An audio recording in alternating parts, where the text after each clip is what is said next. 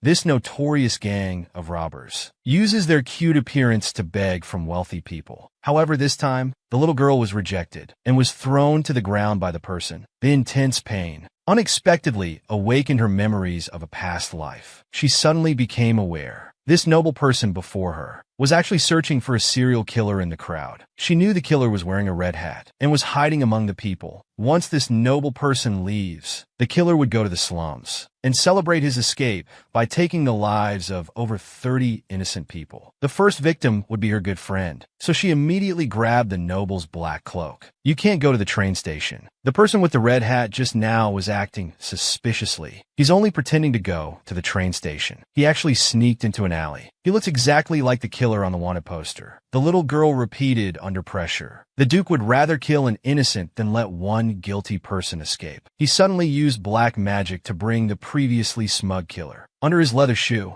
and raised his golden cane high. My greatest pleasure in life is to personally kill bastards like you. Soon the cane was covered in blood, its original color no longer visible. The screams also abruptly stopped. The Duke casually brushed up his bangs. The little girl watched in terror. I need to escape quickly, otherwise I can't explain all this. But the next second, the man used his large black hand to lift the little girl into the air. She was so frightened she trembled, unable to utter a plea for mercy. Just then, a group of patrolling police appeared nearby. There were no screams just now. The Duke realized this wasn't a good time to talk. He gave the little girl a golden card. My name is Gadon. I want to talk to you about the information you just provided. Remember to come find me. Understood? Then he vanished into black smoke. The little girl didn't know that from now on, her life would depend entirely on this noble person. The little beggar had done the Duke a great favor, yet asked for nothing in return. She only wanted to stay at the Duke's mansion as a hard-working little maid. At least she wouldn't have to sleep on the streets covered in newspapers. She talked endlessly about her good qualities. I may be young, but I'm very healthy, and I'm very frugal with food. I only need to eat once a day. I'm also good at mopping floors and doing laundry. Oh, and I'm small, so I can even climb into chimneys to clean them. But everyone remained silent, afraid the Duke's people might misunderstand. She gestured wildly, explaining that although she usually slept on the streets, the alley where she slept was very clean. She definitely didn't have any contagious diseases. The Duke's sister asked with a puzzled look, since my brother owes you a favor, you could have asked for a better reward. Why choose to be a maid? The little beggar lowered her head, clutching her tattered clothes. Because I just want to be ordinary. I only hope that when I walk on the streets during the day, I won't be beaten or scolded. The Duke's sister's heart melted. She patted the little beggar's head, comforting her. Then what are your salary requirements? The little beggar's eyes sparkled. Does this mean you're accepting me? Whatever you want to give is fine. How about 1/4 of an adult's salary? How does that sound? No one answered her. The little beggar carefully added, then half of that is fine too. Just then, the Duke asked from his lofty position, how did you know I was chasing the fugitive William at that time? The little beggar was prepared, as if rehearsing for an interview question, because the person I saw in the alley looked just like the criminal on the wanted poster. The Duke nodded, affirming the little beggar's keen observation skills. Then he asked, but among so many people, why did you choose to ask me for help? The little beggar opened her innocent big eyes. She absolutely couldn't say she had read this book and knew everything that would happen. She played dumb. It was just by chance. I was just looking for someone who could help. And you looked very handsome. You stood out in the crowd. But I didn't know you were a nobleman. This answer was indeed plausible for a child. The Duke asked again, then how did you know I was going to the train station? This question didn't stump the clever little beggar. A well-dressed gentleman, hurrying through a dirty alley. There's only one reason. You must have wanted to quickly get to the train station in front of the district. And that alley was a shortcut to the train station. The little beggar thought to herself, does becoming a maid require answering so many questions? She silently prayed. I don't aspire to be a cleaning maid or work in the kitchen. Even if I'm asked to watch the stables, I can accept that. But the Duke coldly announced, we're no longer hiring maids. The little beggar lowered her head in disappointment. However, I'll give you 5 gold coins a week. This sudden wealth made the little beggar feel uneasy. The Duke wouldn't want to turn me into a collectible, would he? But the next second, the Duke calmly asked, would you like to be my adopted daughter? The little beggar's mind short-circuited for a moment. What kind of maid's job is an adopted daughter? The Duke's sister sitting nearby burst into laughter. The little beggar, with her wit, helped the Duke find the real culprit. She had hoped to use this opportunity to stay at the Duke's mansion as a maid, not seeking great wealth, just wanting a job to earn money. Who knew the Duke would say, "Be my daughter"? The little beggar didn't quite understand. "Excuse me, what kind of maid's job is Miss Young responsible for?" The Duke lowered his head, lifting a strand of the little beggar's hair. "She's malnourished. We must nourish her well." He continued to coax the little beggar. "You're still young. I can't make you work, but I can't bear to see you continue living on the streets. So just stay here." The little beggar actually understood. If she became the Duke's daughter, she would become the most noble young lady in the kingdom. But at the same time, she would have to enter this blood-stained Duke's mansion. Although unsure if it was fortunate or unfortunate, she was willing to seize this opportunity. Perhaps this was a turning point in her life. The little beggar nodded firmly. The Duke sighed in relief. Abduction successful. He asked the butler to take the little beggar to get cleaned up. The Duke's sister thought it was absurd. "Just like that? Brother, do you even know this child's name?" The little beggar also realized belatedly. She regretfully clapped her hands. "My name is Lay. It's the name my mother gave me." Taken to the bathroom by the maid, Lay looked around the bathroom in disbelief. So luxurious, even bigger than the reception room from earlier. She called out to the retreating butler, "Can I ask you a question?" The butler was a bit embarrassed. "You can ask me after your bath." But Lay was persistent. "I just want to ask one thing. The Duke wanting me to be his adopted daughter, what does that mean?" The butler calmly replied, "It means you're about to become the young mistress here." Still confused. Why would the Duke let an orphan like me into his family? What will I have to do in the future? The butler understood. Lay was a very smart child. He didn't hide anything. Although nobles rarely adopt children, it's not completely without precedent. Some families adopt children to give their only child a playmate. Of course, some do it for charity. They bring orphans home and nurture them into talented individuals. He told Lay, "Young miss, if you can eventually gain the approval of other nobles, people will endlessly praise the Duke's kindness in adopting you."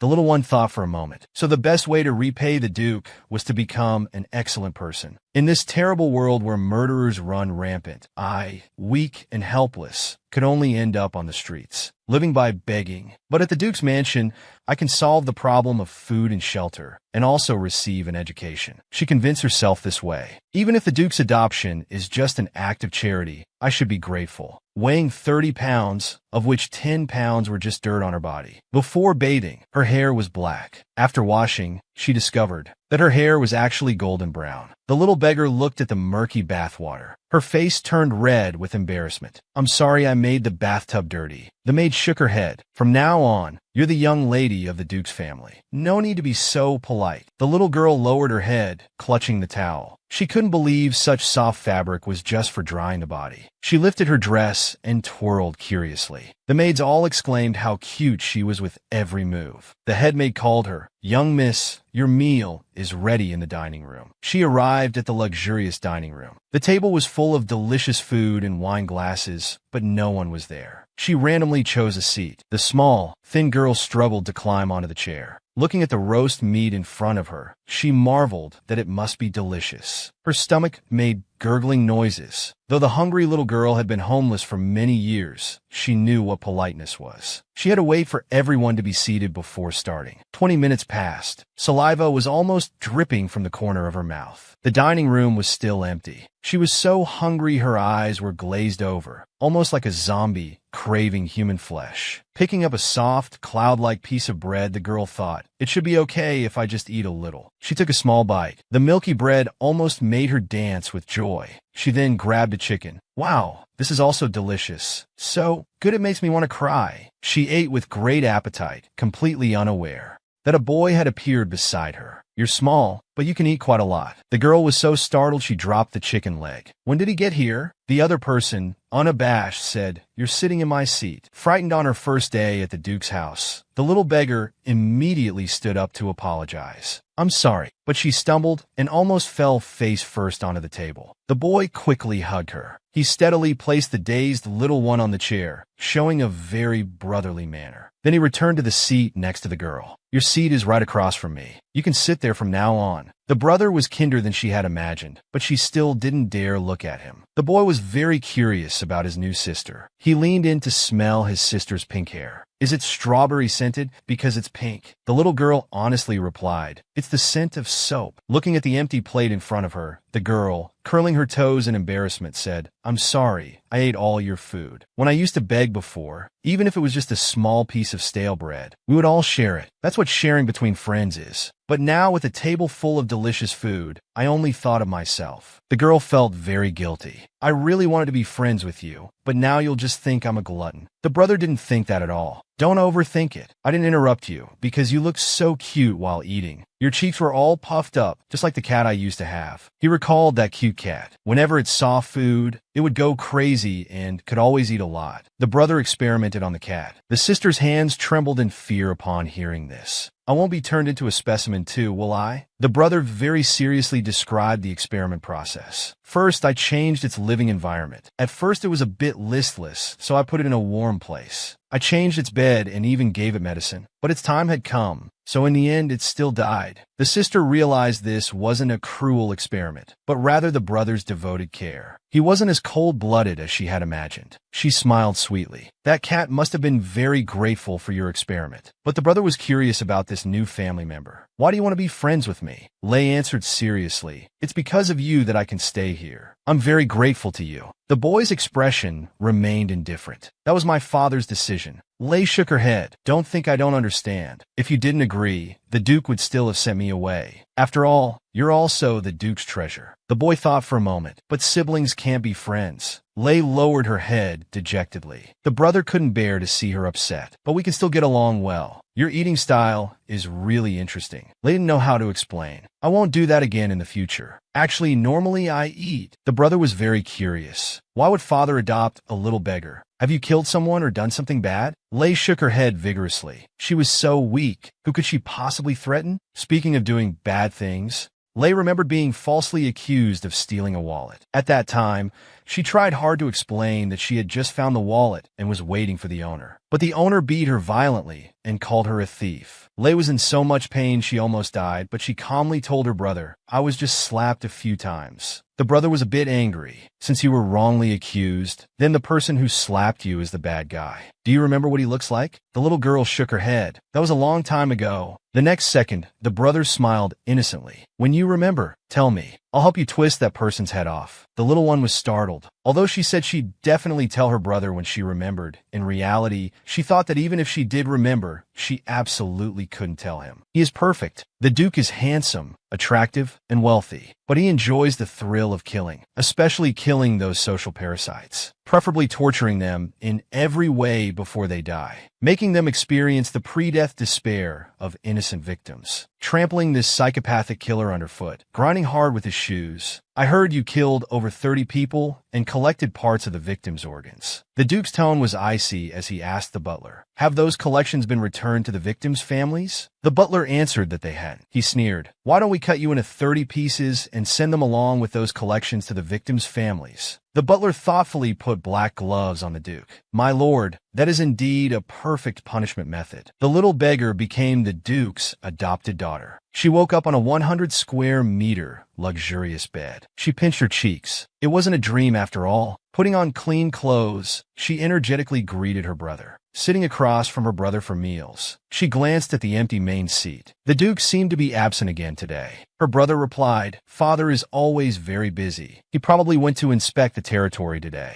Lei didn't expose her brother's lie. Inspect the territory. It was clearly an excuse the Duke made up to cover his tracks when he went to kill someone. I better not ask too much. But eating alone with her brother for several days in a row, being stared at intently by her brother, Lei was a bit worried she might get indigestion, but her hands didn't stop moving. Her brother joked, you should learn some table manners. Chew slowly, okay? Lei wiped her mouth. I understand. Brother, do you have time to play with me today? He shook his head. I have to go to the academy today. Seeing his sister's disappointed expression, the brother glanced at the butler. The latter pulled out a yellow balloon from Doraemon's pocket. Lei's eyes instantly lit up. Is this for me? Didn't you say balloons were only for special days? She was so happy she started crying. The brother sat beside her worriedly. You're crying again. I didn't expect you'd be so happy over a balloon. He couldn't help but reach out his hand to pat his sister's fluffy head. Lay was touched. "Thank you for the gift. I'll always keep it with me." The butler also came forward and poured a cup of sweet milk tea for the little one. A warm room, gifts from family, delicious food. Being able to start a new day like this is just perfect. Lay squinted her eyes, wanting to forever remember this moment of happiness in her heart. Auntie is a holy maiden of the temple, as quiet as a virgin. But when it comes to her newly adopted little niece, she moves like a startled rabbit, her carriage not taking the proper route, but a shortcut instead. Stopping in front of her niece in the shortest time possible, then making a dazzling entrance, feigning surprise. "Oh my, it's Lay. I never thought we'd run into each other here." The butler helplessly commented. "It was clearly your carriage rushing towards us." Annie completely ignored him and abruptly changed the subject. "Now, everyone outside is talking about my brother adopting a girl." The butler was a bit upset. So quickly? We had already forbidden the newspapers from reporting it. Annie covered her mouth with a fan, smiling meaningfully. The speed of gossip among the masses is faster than newspaper circulation. After all, every move of the Empire's most handsome man, my brother the Duke, affects the nerves of every young lady. Annie bent down to look at her little niece beside the butler's leg. "Oh my, this dress seems a bit big, and the style is outdated too." Lay was satisfied. "Isn't it pretty enough?" Annie pouted. "I knew it would be like this. We finally have an adorable little one in the family. How could they not prepare anything for her?" Hearing that her brother wasn't home, Annie smiled brightly. "Then I'll take my little niece away first." Ignoring the butler's objections, she forcibly took the adorable beauty away. And she even made her change how she addressed her. "Don't call me madam, call me Mariana." In the carriage, Annie couldn't stop praising her little niece. "When I saw you last time, I thought you were very cute. Seeing you again, I feel like you've become even prettier." Hugging the balloon her brother gave her, Lay blushed at the compliments. "Lady Mariana, you're the real beauty." Annie was delighted. "The little one is so sweet-tongued." Then she took out her very happy smoke. Lay was so shocked her mouth couldn't close. "Annie, you're a holy maiden." Seeing her little niece covering her nose, Annie quickly extinguished it. "I'm sorry, I shouldn't smoke in front of you."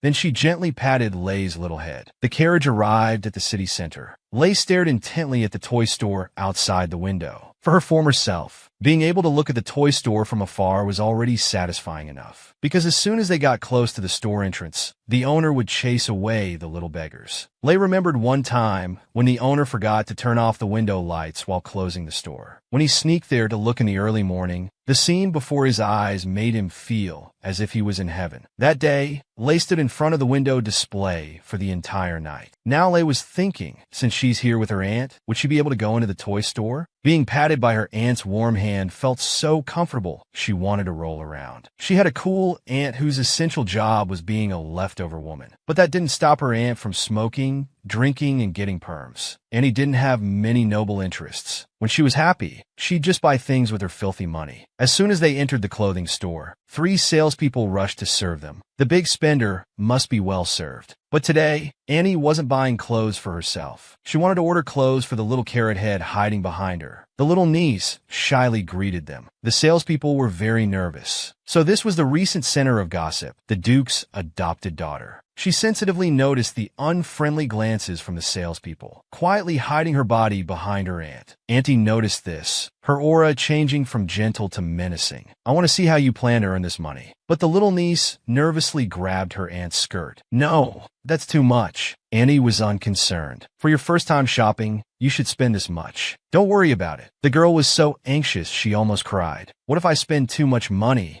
and the Duke kicks me out of the house?" She didn't notice at all that the enthusiastic salespeople had already pounced on her and even took away the balloon in her hand. "We'll keep this safe for you." Lay was a bit reluctant, "But this is from my brother. What if it flies away?" But the salespeople were too enthusiastic and directly dragged Lay away. Colorful fabrics were draped over the little girl's body. But Annie shook her head, unsatisfied. "Do you have anything more expensive?" These don't suit her status as a Duke's daughter at all. And these styles are already outdated. "Are you going to dress such an adorable child in old-fashioned clothes?" Lay crouched on the chair, small, pitiful, and helpless. Annie finally liked to dress. Lay didn't dare delay and followed the saleswoman into the fitting room. Only then did she realize the dress she was wearing was actually a princess dress. She was so scared she didn't dare breathe. Suddenly, a sharp cry came from next door. "Don't touch me. Let my maid serve me instead." Then came a sour complaint. "I really don't understand the Duke. I'm almost about to become the Duchess. Yet he picked up a wild girl as his adopted daughter. That girl isn't like young Master Jet at all, who has the bloodline of a dark mage. Lei lowered her head dejectedly. Then she heard the young lady say, education is also a headache. How can we teach her to be presentable? The sycophant maid suggested. You could arrange her marriage early and send her to the countryside. The blonde young lady snickered. That's not a bad idea. She'd better be good-looking, or who would want to marry an ugly woman? If she turns out to be ugly, we can just sell her to the circus. Lei heard all these malicious words. Actually, she had seen many people like this when she was a little beggar. They would always look at her with disdainful eyes. She consoled herself in her heart, it's okay. I don't care. Annie had been waiting outside the door for a long time. Her praise instantly swept away all of Lei's gloom. Her brother gave her an inexpensive balloon. She held it tightly in her arms and promised to take it to her grave. But as soon as she entered the clothing store, it was taken away by the staff. Although the balloon was tied securely to the window, she was still worried. The balloon was the first gift she had ever received in her life. She looked up the check again. In the blink of an eye, the balloon had disappeared. The window was open. She rushed out the door, disregarding her elegant dress. But looking around, there was no trace of the balloon.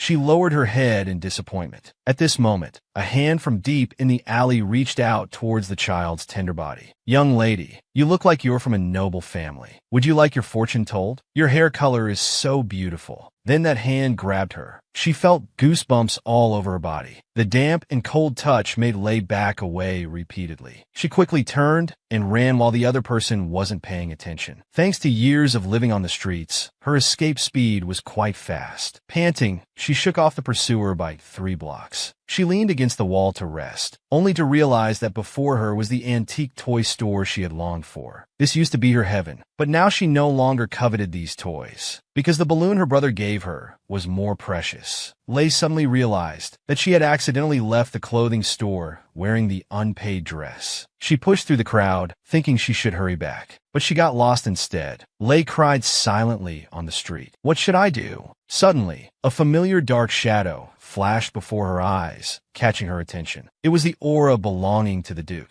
The next moment, the Duke stepped out of the carriage in his shiny leather shoes. He joked, "You've run away from home so quickly." Looking her up and down, the Duke made sure she was unharmed. So he hugged the little one and comforted her. The little one nervously explained how she got lost. Then she asked, "How did you recognize me? The last time you saw me, I was so messy." Usually cold to others, the Duke now gently praised me. "I saw an angel standing by the road. Upon closer look, it turned out to be you." The little one blushed, thinking to herself, as expected of a noble, he's so good with words. The Duke carried Lei back to the clothing store. The staff rushed out anxiously. "Young miss, we were terrified when you suddenly disappeared. If we couldn't find you, we were about to call the police." The staff hurriedly apologized. "A customer just asked to open the window for ventilation. That's why your balloon flew away." The culprit who bullied Lei now appeared before the Duke with a coy expression, feigning weakness. "Duke, we haven't seen each other for a while. By the way, who is this child?" He spoke gently to the adopted girl. "From now on, we're family." But she tightly covered her nose and mouth with a fan, disgusted by the non-existent poor smell on the girl. The girl was sensitive. She knew her adoptive mother didn't like her. When the Duke wasn't around, she heard her adoptive mother say she wanted to sell her to the circus. But in front of the Duke, the adoptive mother considerately suggested for her, "Have you found a good tutor for her? I know a very strict teacher. Sometimes he even uses physical punishment to educate children. If that teacher teaches her, she'll definitely be transformed." She deliberately tapped her fan loudly, making the girl's face turn pale. The Duke said nothing, just put Lei on the chair. He inexplicably asked, "Who am I?" Lei tilted her head. "You're the Duke." The Duke was dissatisfied. "No, I'm your father. Call me Dad." Lei's face instantly turned red with embarrassment. She couldn't utter those 2 words. The adoptive mother watched impatiently from the side. The relationship between this father and daughter seemed better than she imagined. Suddenly the Duke said to me, "Do me a favor. Help me tell this woman to get out right now." The adoptive mother was suddenly alarmed, pretending to be confused. "What do you mean?" The Duke cruelly repeated. "Don't you understand what I'm saying? I mean, disappear from my sight immediately, and don't ever appear before me again from today on. To put it more bluntly, get out now. You should understand now, right?"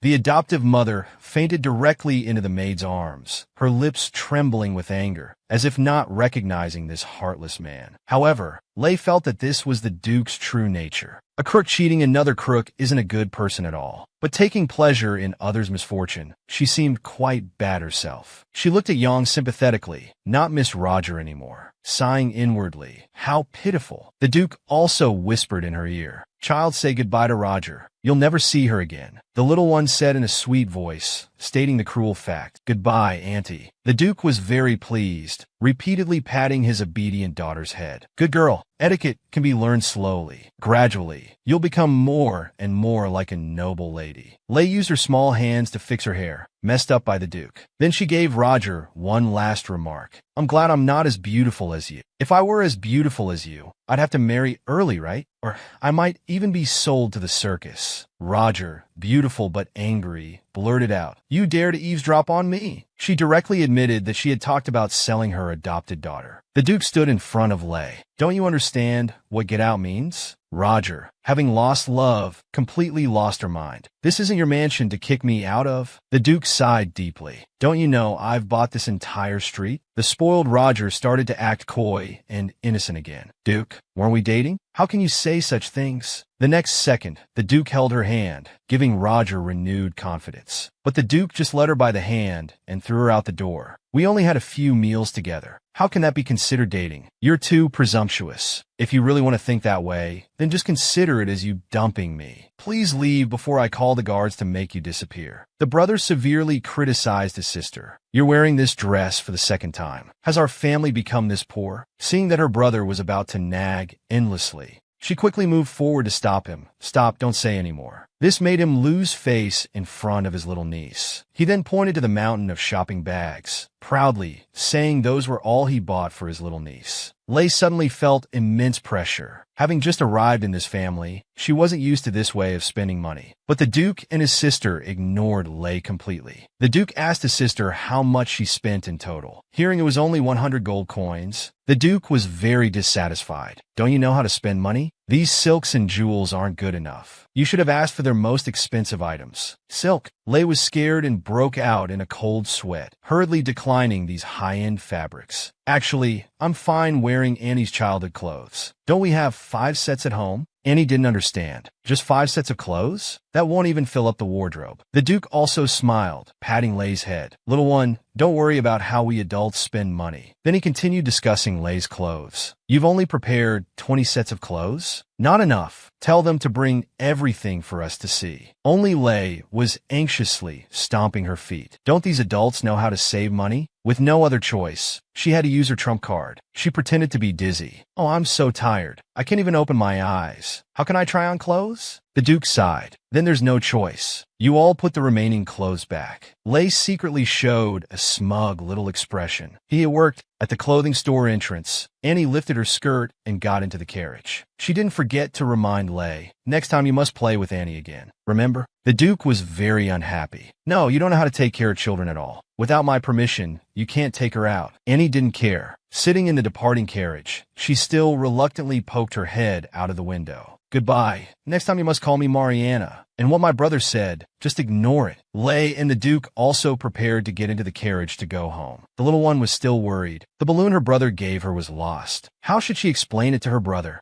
Just then, a red-haired woman suddenly appeared behind them. With a pale face, she reached out her hand. "Please help me." After saying this, she collapsed. The Duke instinctively reached out to protect Lay. In her impression, brother was cold-blooded. Father was unsympathetic. But since she came to this family, brother had changed. He would sit on the stairs waiting for his sister to come home and eat together. Father also always teased her, saying she looked as cute as an angel shining in the crowd. Father specially came to pick up his daughter, but joked with the butler that this daughter was picked up on the roadside. How did father change from an ice princess to a funny man? She was a bit confused, but when she saw her brother, she lowered her head guiltily. "I'm sorry, brother. I lost the first balloon you gave me." She explained the process of losing it bit by bit. Brother listened patiently, meanwhile admiring his sister's pitiful tears. Then he patted her fluffy little head to comfort her. We can buy another balloon if it's lost. Why cry over such a small thing? Did you like that balloon so much? Seeing his sister was still upset, brother took the initiative this time. When I have time, I'll take you boating to cheer you up. Lei looked up in disbelief. Isn't brother very busy? And when did he learn to comfort people? Even more unexpected was that brother reached out his hand and said, "Let's go. I'll take you back to your room." She still remembered the first day she came to the family. Her brother seemed very reluctant. Compared to his current sister complex, he was like a completely different person. Lei wiped her tears forcefully. She smiled brightly. A comfortable hot bath relieved her nervous emotions. Sitting together with her brother and father, listening to music from the phonograph. Father and brother were both drinking red wine. She curiously asked her brother how old he was, and got the answer of 14 years old. Lei's mouth gaped open in exhaustion. "I thought you were 17. Can you drink red wine? After all, you're not an adult yet." Brother waved his hand. "It's fine. Our family is addicted to medicine and alcohol." "Not small at all," the kid was about to say. "Then I also," when father quickly stopped her. "No, you're still too young. Wait until you're half as tall as your brother. Then we'll talk." Lei pondered, touching her own head. Father and brother were curious about what she was doing. Lei smiled happily, "Because touching my head will make me grow faster." If this little beggar hadn't been adopted by the Duke, her original fate would have been to be tricked and locked in a cage, then have her left arm cut off and die from blood loss. But now she was sitting on the soft sofa in the Duke's mansion. Knowing her original fate, her back felt cold, and her hands nervously gripped her dress. Father, brother, and the butler all surrounded her, looking at her with concern. When she learned that today was August 9th, Lei became even more nervous. She tightly gripped her hand that had been grabbed by the trickster, her little face pale. So today was the day she was supposed to be killed. Lei didn't want to keep living in fear like this. She had to actively find the killer. She remembered that the murderer liked to target women with red hair, so she grabbed the Duke's sleeve. "Your Grace, those cases you mentioned earlier, if they were premeditated murders, would there be other commonalities? For example, did those women all like fortune-telling or something?" The Duke didn't understand. Why would she think of fortune-telling? The little one's expression was serious. Because fortune-telling shops are almost all in the slums. Even nobles would visit famous fortune-tellers. People usually go to restaurants or clothing stores that match their status. But only fortune-telling places gather people from all walks of life. The Duke suddenly had a breakthrough in his thinking. He called the butler, preparing to investigate further. Lei covered her mouth. Her spirit, tormented, finally couldn't hold on anymore. She collapsed on the sofa. Once again,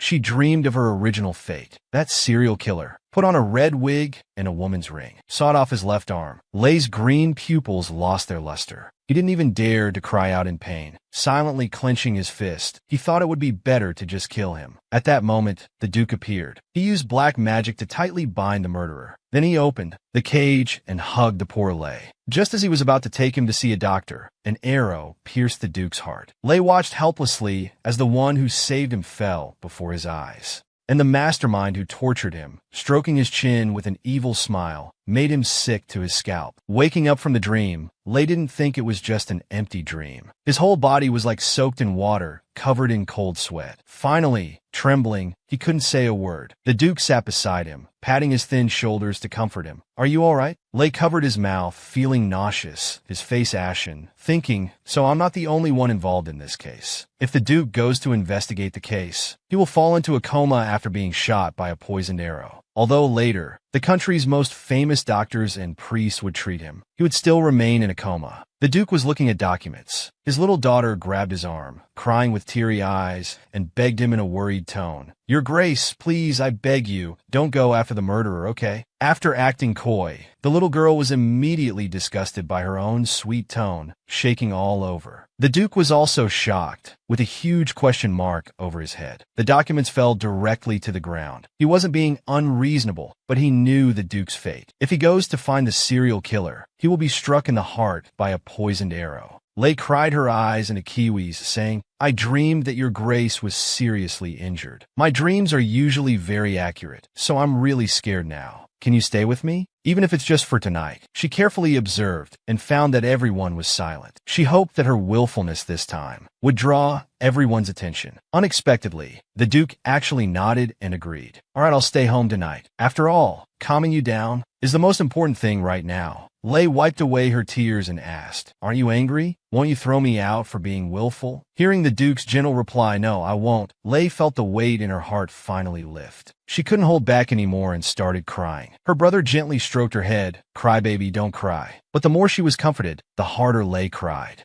Finally, she cried until she started coughing. The Duke forcefully pointed at the butler. "Quick, bring some sedatives." The butler immediately flash-stepped to the door. The brother gently patted the uncomfortable Lei. After a while, the little one's face was very red. What had she just done? Especially with her brother staring at her intently, afraid that something might happen to her. Just then, the butler came in with the medicine. The cup was still the same color as Lei's hair, but he didn't want to drink it. The white-haired man said it would be fine as long as the Duke stayed by his side. The cunning butler said, "If you're scared, you'll obey. Didn't you feel nauseous and sick to your stomach just now? If you hurt your digestive system, you'll need surgery to open up your belly. Do you want surgery?" Gripping the cup tightly, Lei nervously lowered his head. "I'll never have surgery in this lifetime." So he drank the medicine in one gulp. It was so bitter he almost threw up again, but the butler gently wiped the corners of his mouth. His brother quickly took out a candy. Lei was cared for meticulously. Embarrassed, he said, "I can do it myself." The Duke didn't forget to tease him. "But you just can't sleep alone." Lei suddenly became energetic and said, "No, I want to stay by your side all day today." His little hands clapped forcefully. The Duke was somehow amused by Lei's behavior. "Was that cute gesture just now threatening me? And we're not blood-related. Yet you're so clingy to me. It's really wonderful." The Duke patted the blanket. "Go to sleep." But Lei shook his head firmly. "No, I'm not sleepy at all. If he falls asleep, Dad will leave to find the serial killer's culprit. For Dad's safety." He threw a wild tantrum, deliberately being willful, insisting that Dad sleep with him. After achieving his goal, he struggled against sleep. "Tonight, I absolutely can't let my guard down." But when Dad lay on the bed, propping up his head, saying, "I'll sleep with you," the little one compromised, but he still seriously declared, "I'm just lying down. I won't fall asleep." Dad smiled and then called out, "Son Jed, you lie down too." At first, brother refused, but seeing his sister's eyes glowing with expectation, he couldn't help but lie down too.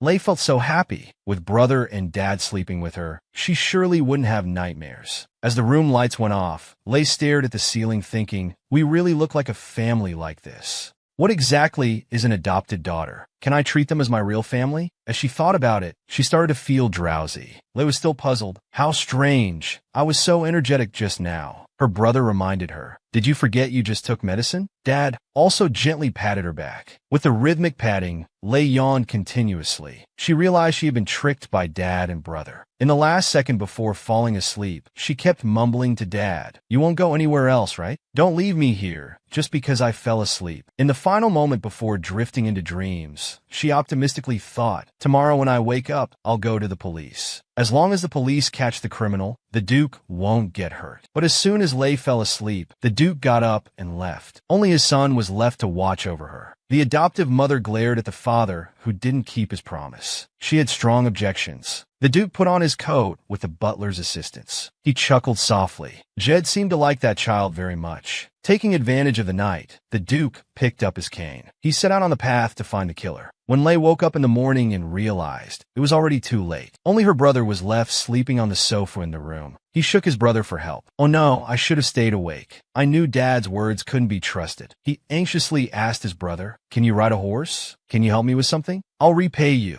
I'll do anything you ask." Jed hesitated for a moment, then agreed to his sister's request. But he didn't expect his sister to be in such a hurry. With her tiny body, she pulled him, urging him to quickly set off. However, before he could leave, he was stopped by a horse. The horse was so tall. He watched his handsome brother mount the horse in one smooth motion. His cheeks flushed, his eyes filled with admiration. And his brother pulled him up onto the horse with just one hand. His brother was truly so cool. Why does horseback riding always look so cool in TV dramas? But real horseback riding is so painful. Sitting on the horse's back, he felt like his bottom was being split in two. He also felt dizzy from the horse, and his vision became blurry. He couldn't hear anything his brother was saying. Despite feeling terrible, he endured it. He had to save his dad. The horse ran faster and faster. He finally arrived at the serial killer's house. The hot sweat from running and the cold sweat from fear mixed on his face. But he had no time to wipe it away. He had to go faster, find Dad. His small body pressed on without hesitation. Even if there were unknown dangers ahead, he never wavered. His brother grabbed his hand, curiously asking how he knew the killer was here. He had many more questions he wanted to ask, but seeing his sisters look hoping he wouldn't ask, he could only sigh and hold back his questions. It was the first time he listened to someone like this. Arriving at the killer's doorstep, Leigh carefully listened for any sound. There was complete silence. Could the Duke have already been harmed? He remembered the novel's plot. There was an ambush in the room. That killer might have accomplices. No matter how capable the Duke was, he couldn't withstand hidden weapons and sneak attacks. He carefully instructed Jed, if we open the door later, and there's someone by the door, you rush in and hit them. Although his tone was calm, his trembling hands still betrayed his fear of the killer. But he told himself to pull it together. Don't let the Duke get hurt. He overcame his fear and opened the door swiftly and cleanly. That psychopathic killer had already been subdued by the Duke. His neck was tightly held, unable to move. This scene was too bloody for children. When the Duke discovered the two children behind him, he hurriedly ordered his son to take Yangyu away. The brother even covered his eyes, but he was still struggling. No, there must be an accomplice here who can shoot arrows. The next second, he saw the dying murderer move his finger. This further confirmed his thoughts. It must be a trap. He broke free from his brother's hand and shouted, "Duke, this must be a trap." Then he ran towards him, pitter-patter. There wasn't time to pull him away. Leigh jumped with all his might. He blocked the bamboo arrow for the Duke, falling softly into the Duke's arms. His brother anxiously ran towards him. Dad gently held him. He gasped for air, unable to stop crying out in pain. The worried looks of the Duke and his brother reminded him of his past life. It was also from this perspective,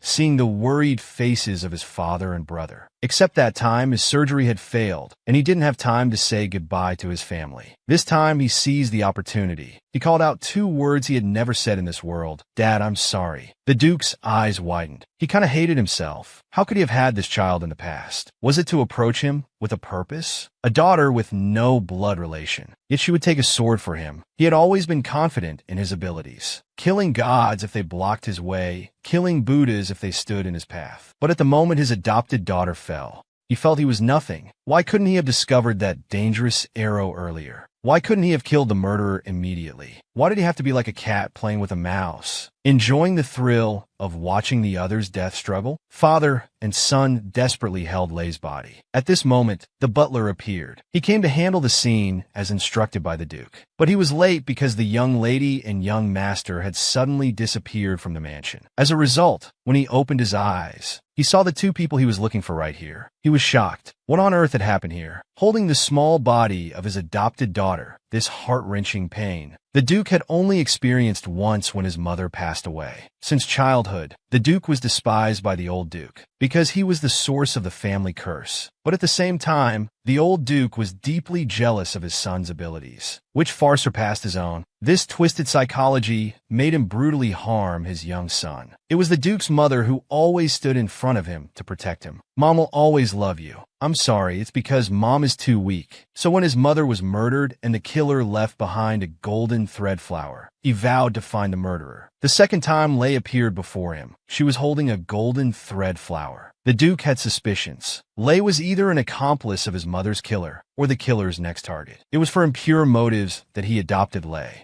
Despite this, he still doted on this poor little one. But that was limited to the affection one has for a pet. However, today when Leigh not only witnessed him killing someone, but didn't hate him and took a sword for him, and painfully called out Dad, he included Leigh within the scope of family. The Duke coldly instructed the butler, "Shiwen, catch that worm on the ground." The butler's usually smiling face showed a sinister expression. "As you command, Duke." Continuing to remain calm, he then instructed his son, Jed, "I need to stop her bleeding. She might accidentally bite her tongue due to the pain, so just in case, put something in her mouth." Jed immediately tore off his sleeve. The Duke used black magic. Black butterflies appeared in his hand, then surrounded Leigh's body. Though unconscious, she still shuddered physiologically. Then she calmed down, looking much better than before. The Duke sighed in relief. At least the bleeding had stopped. "Shiwen, take her to a safe place." The butler tightened the ropes on the killer. "Then let's send the young lady to the hotel run by the Duke's family. It's not far from here. with his adopted daughter's life uncertain. The Duke's expression was calm, but the next second, he said to the doctor, "If this child dies, I will make sure all doctors accompany her in death." The doctor, over 50 years old, panicked and bowed in apology. "We will do our utmost, sir." Sitting by his adopted daughter's bedside, the Duke played with her hair, thinking, "Since you called me dad yourself, then we are father and daughter now." Then he held Lay's hand. "Even if you have someone else's mark on you, I don't care. I will take you away. I will make you my child." Holding Lay's hand tightly, the Duke said to her very seriously, "After you wake up, I will change my educational approach. I will raise you to be a selfish person. Even if I am shot by an arrow or stabbed by a knife in front of you, you should remain expressionless." He gently placed a kiss on his daughter's fingertips.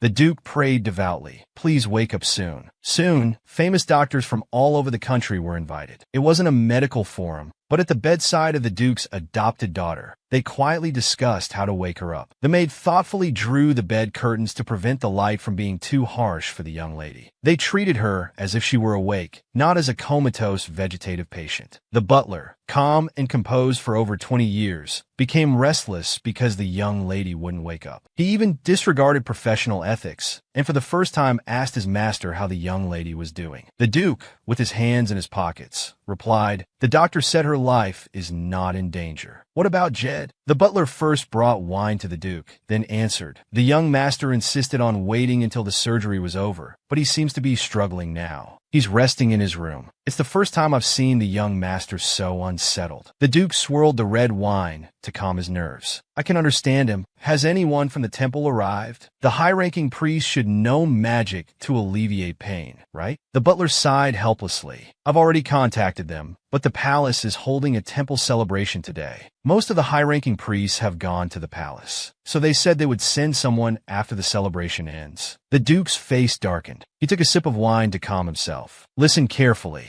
You must convey my next words to the king verbatim. If he doesn't immediately send all the priests here, I will personally go to the palace. And I will make the first royal family member I encounter personally experience the pain my daughter is enduring right now." With his sister unconscious, her brother sat dejectedly on a stool by the bed. He thought about preserving his sister as a specimen, just like he did with Bobo. Bobo was a winged kitten with transparent blue eyes. It was a gift from his father. It wasn't an ordinary cat, but a chimera. A chimera is a magical creature that shares its life with its master. Whether it's the master or the chimera, if one is injured or dies, the other will be affected. Bobo curiously sniffed his brother's nose, not rejecting this human. That day his father told his son, "You are his master. You must take care of him as you would yourself." Later, when he grew up, he learned that chimeras don't exist in the world. It was all his father's. Lie. His sister now looked exactly like the cat did before it died. The brother touched his sister's lifeless face. He remembered how happy she looked when he first gave her a balloon. He couldn't help but pray silently. He really wanted to see her laughing and talking again. The brother was a bit jealous of his father. Why would his sister rather get hurt herself to save their father? "It's strange. Why does my heart ache?" The brother clutched the bedsheet and collapsed beside his sister. When Lay woke up,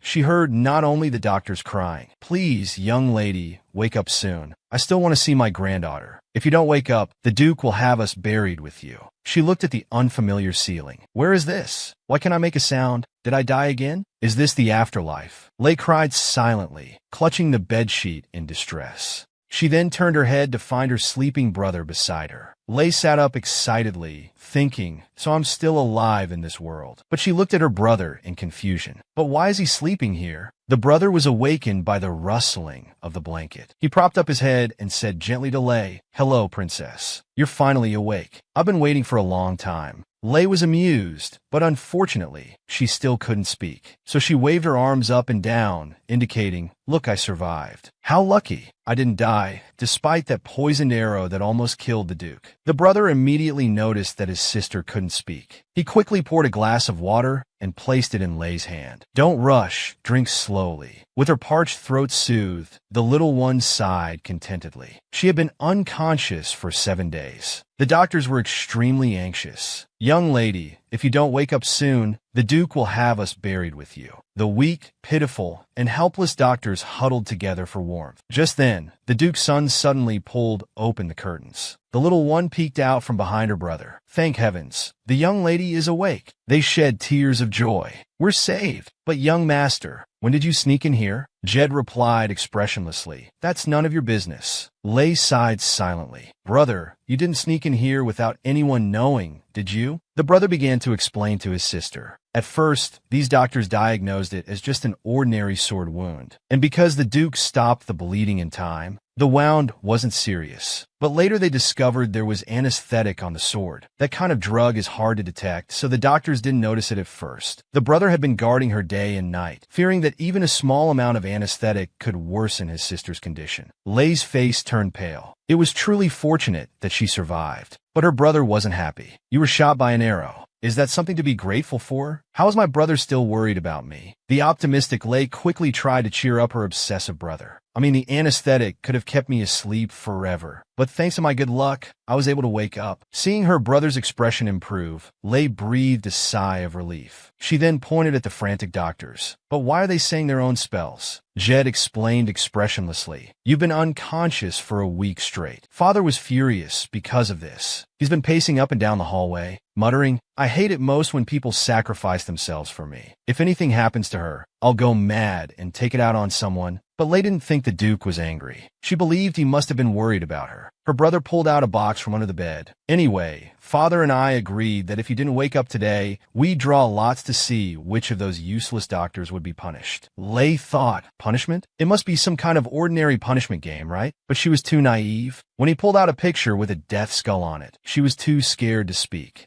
Her brother announced emotionlessly, Congratulations, you've won. The Duke's family was all-powerful. Even the Emperor had to flatter him with massages. When his daughter was shot by an arrow, the Emperor didn't hesitate. He immediately summoned the 7 best doctors in the country. It wasn't kidnapping, you know. After the young lady woke up, the doctors composed themselves after crying. Excuse us, may we examine the young lady? With Duke Xiao's permission, a full examination began. After it was over, the chief doctor sighed in relief. You're fine now. The wound on your shoulder isn't serious. We'll check again in the afternoon. Her brother was still worried. He stared at the doctor. You won't misdiagnose this time, right? The doctor, over 50 years old, sweated. Yes, there won't be any mistakes. The famous doctors all abandoned their dignity, bowing and scraping like dogs. The young lady is truly the luckiest person in the world. If anything had gone wrong, the consequences would have been unimaginable.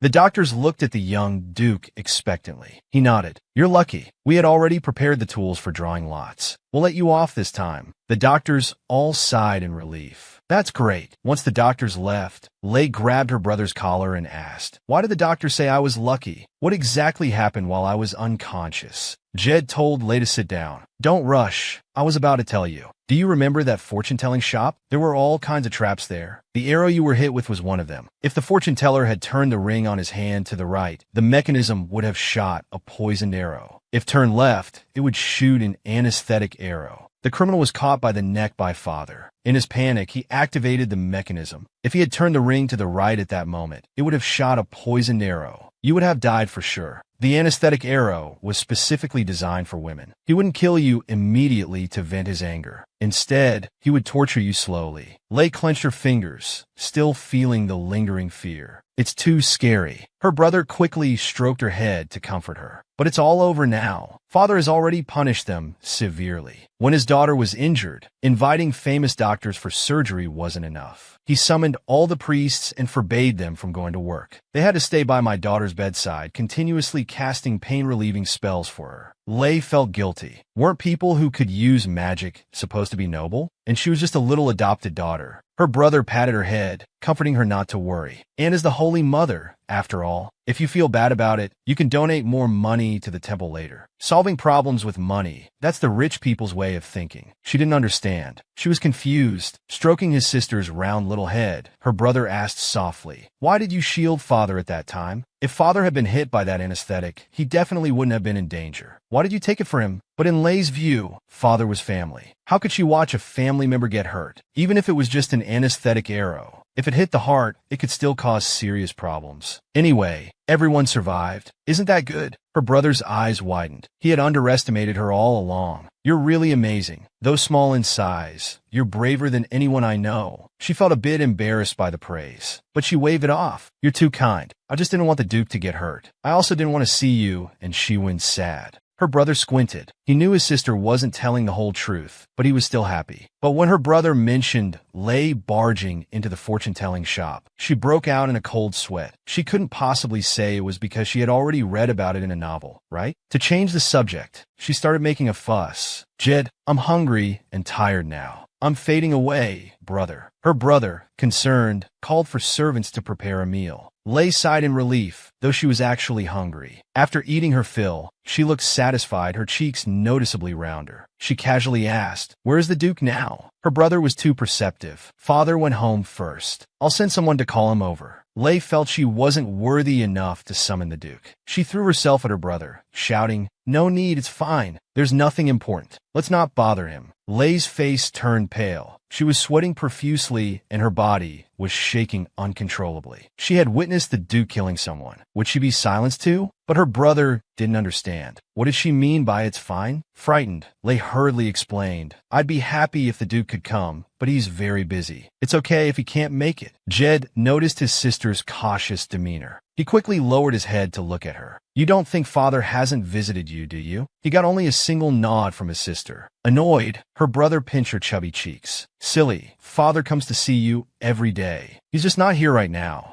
Covering her injured little face, she thought, "The Duke comes every day? Since he comes to visit me, it means he's not too angry. I guess my life is safe then." If the Duke knew his daughter's true thoughts, would he be furious? About his daughter, thinking he might kill her to silence her. When he first saw the little beggar, he pushed her away mercilessly. But now, because of an unverified guess, his adopted daughter might be in danger. He was unusually flustered, his face covered in cold sweat. He urged the coachman to hurry, to go faster, then rushed into the hospital. With a bang, he pushed open the door. The loud noise startled Lei right off the bed. Lei peeked out from behind the bed, seeing the Duke and butler appear, panting. Neither had spoken yet, both faces covered in sweat. What had they been doing? The Duke's expression was so serious. Lei thought he must be angry. What should she do? How to explain why she had been at the murder scene? Lei squeezed her eyes shut, not knowing how to face the Duke. But to her surprise, she found herself enveloped in a warm embrace. She was shocked to hear the Duke say, "Child, Dad's here. I'm sorry, something happened outside, so I'm late. I'm glad you're okay. I was really worried." Lei was touched. Her green eyes stared at the Duke. So, this is what it feels like to be cared for. When she was living on the streets, no matter how uncomfortable or hungry she was, she had to endure it. Although she had many friends, when she was sick, she could only take care of herself. But quickly, Lei shook her head vigorously. No, if she got used to being cared for, what would she do if she expected it in the future? She secretly looked at him, leveling her gaze. "Don't you have anything to ask me? I snuck out in the middle of the night without telling you."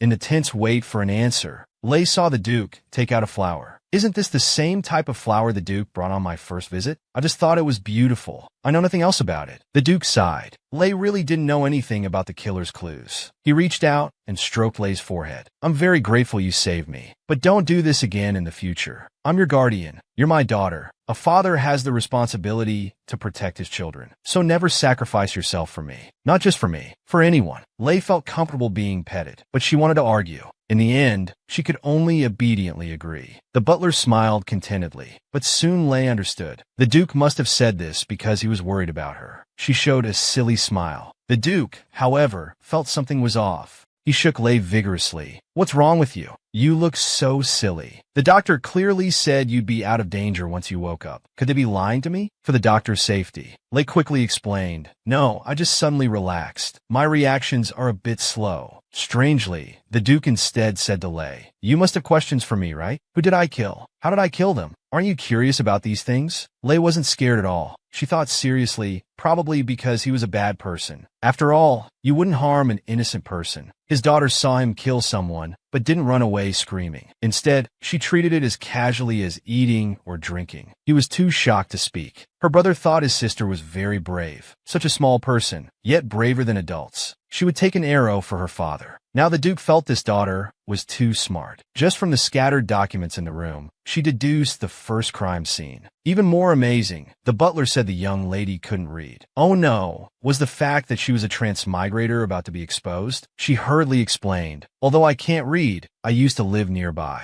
so I've memorized almost all the signs around. The fortune-telling shop was only 2 streets away from where I lived. There lived a tall, creepy-looking fortune teller. There were even rumors that he ate children to maintain his prophetic abilities. I also looked at those 3 papers and saw familiar characters. That's when I thought of the place all those women had visited. It must be that fortune-telling shop. So I woke up my brother and insisted he take me there. What if the fortune teller had captured you too? The Duke still couldn't believe it. Could the little beggar I picked up actually be a genius? Anyway, Lay managed to get away with it, facing the Duke's advice. Next time, you can't act on your own. She nodded vigorously. The Duke smiled, his eyes narrowing. It seems that in the future, when investigating cases, I should occasionally ask for your thoughts. The butler also smiled, praising the young lady. You're very clever, and your intuition is accurate. However, looking at the flower bud the Duke was holding, she curiously asked what kind of flower it was. Every time you see this flower, your expression becomes very strange. The knowledgeable butler looked at him with a bit of concern, silently lowering her head. Should I not have asked? But the Duke revealed the secret he had buried for many years. This is a message left by a bad person. That guy was absolutely unforgivable. Lay curiously asked, how bad was that person? The Duke shook his head helplessly. Actually, I don't know, because I have no idea who he is. Then the Duke briefly explained the previous murder cases, and the clues to those cases were the scattered red flowers. About the true identity of the criminal, even the Duke knew nothing. Lay shuddered. She had once received such flowers too. She speculated. So the reason why the Duke adopted me wasn't because I was lucky, but because I brought these flowers? But she really knew nothing about the origin of these flowers. Had she also been suspected by the Duke of being the killer? She suppressed the grievance and confusion in her heart, only thinking about saying how much she liked it here. It seemed she would have to leave in the future. Lay looked up, firmly memorizing the Duke's face in her mind. The Duke understood her look. Stroking her head, he comforted, You really are clever. At first, I did suspect you. I also expected you to know some inside information, because whenever I was in trouble, you would help me. Lay asked softly, Now, do you still suspect me? The Duke shook his head. No, because you saved my life. Even if there are doubts, so what? The father-daughter relationships in this world are all different, aren't they? The Duke had been cautious all his life, walking in the gray area. Using unconventional means, he dealt with those unforgivable murderers. This secret was originally known only to his son and the butler. Now he completely let down his guard against Yangmi, telling Yangmi everything in detail. He smiled at Yangmi. Now that you know my secret, you can't escape anymore. Become my daughter. But Lay misunderstood. She stood up and swore, Duke, I will keep your secret. Even if I die, I won't tell anyone. Seeing Lay so serious, the Duke chuckled softly. By the way, I have a very important question to ask you.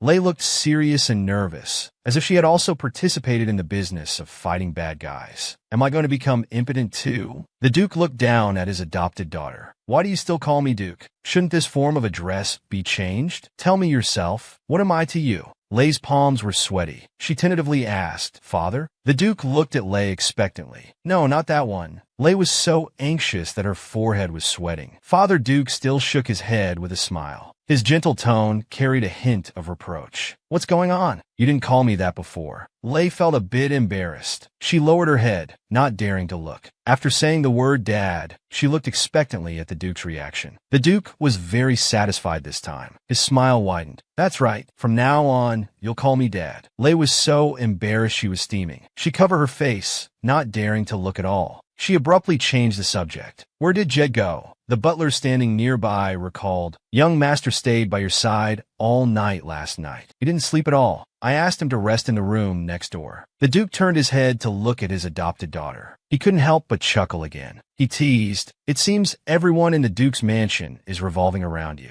Shuin, please call Jed here. Then he picked up his tiny adopted daughter in his arms. Come on, let's go home. Sitting on her dad's steady arms, Lay smiled sweetly. She nodded vigorously.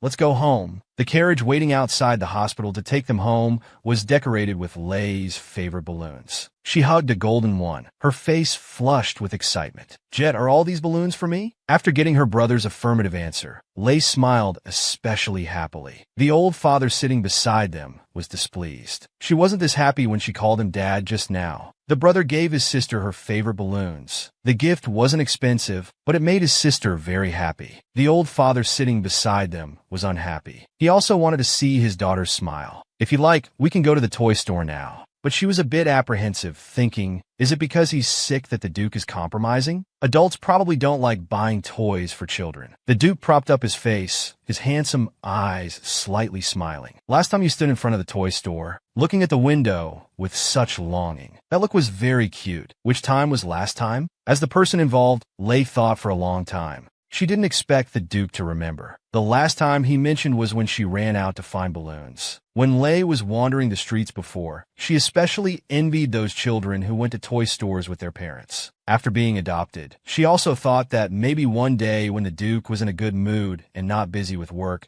she might also be able to. While Lei was lost in her fantasy, the Duke mistook her silence for rejection. It's okay. We can go another time. I didn't know what you like, so I just bought the entire store. Lei was so shocked, she let go of the balloon in her hand. She looked at the Duke in disbelief. Why did you do that? Shiwen, is what he's saying true? The butler explained awkwardly. Miss, I tried to stop him, but the master wouldn't listen. It was the first time the Duke had been so impulsive. He turned his head away, embarrassed, and tried to stop the butler from saying more. Lei, puffing her cheeks, demanded the butler. No, you keep talking. The butler sighed and cleared his throat. The day before yesterday, the master said he wanted to give you a gift when you woke up. So he went to the toy store, but he didn't know what to choose. After agonizing for a long time, the butler didn't finish. Lei shouted. So he just bought the entire toy store. The Duke now looked like a child who had done something wrong. He didn't dare look at Lei, and his forehead was sweating. He stubbornly said, No, I only paid a deposit. The butler quickly contradicted. Yes, but the deposit you paid is enough to buy the entire store. The Duke was still stubborn. Didn't I say? I don't know what little girls like. I've never given toys to anyone before. Lei caught a detail in the Duke's words. Wait a minute. You've never bought a gift for Jed? The Duke felt a bit guilty. At Maria Nye's request, I once bought Jed a gift. Was it a teddy bear or a soldier doll?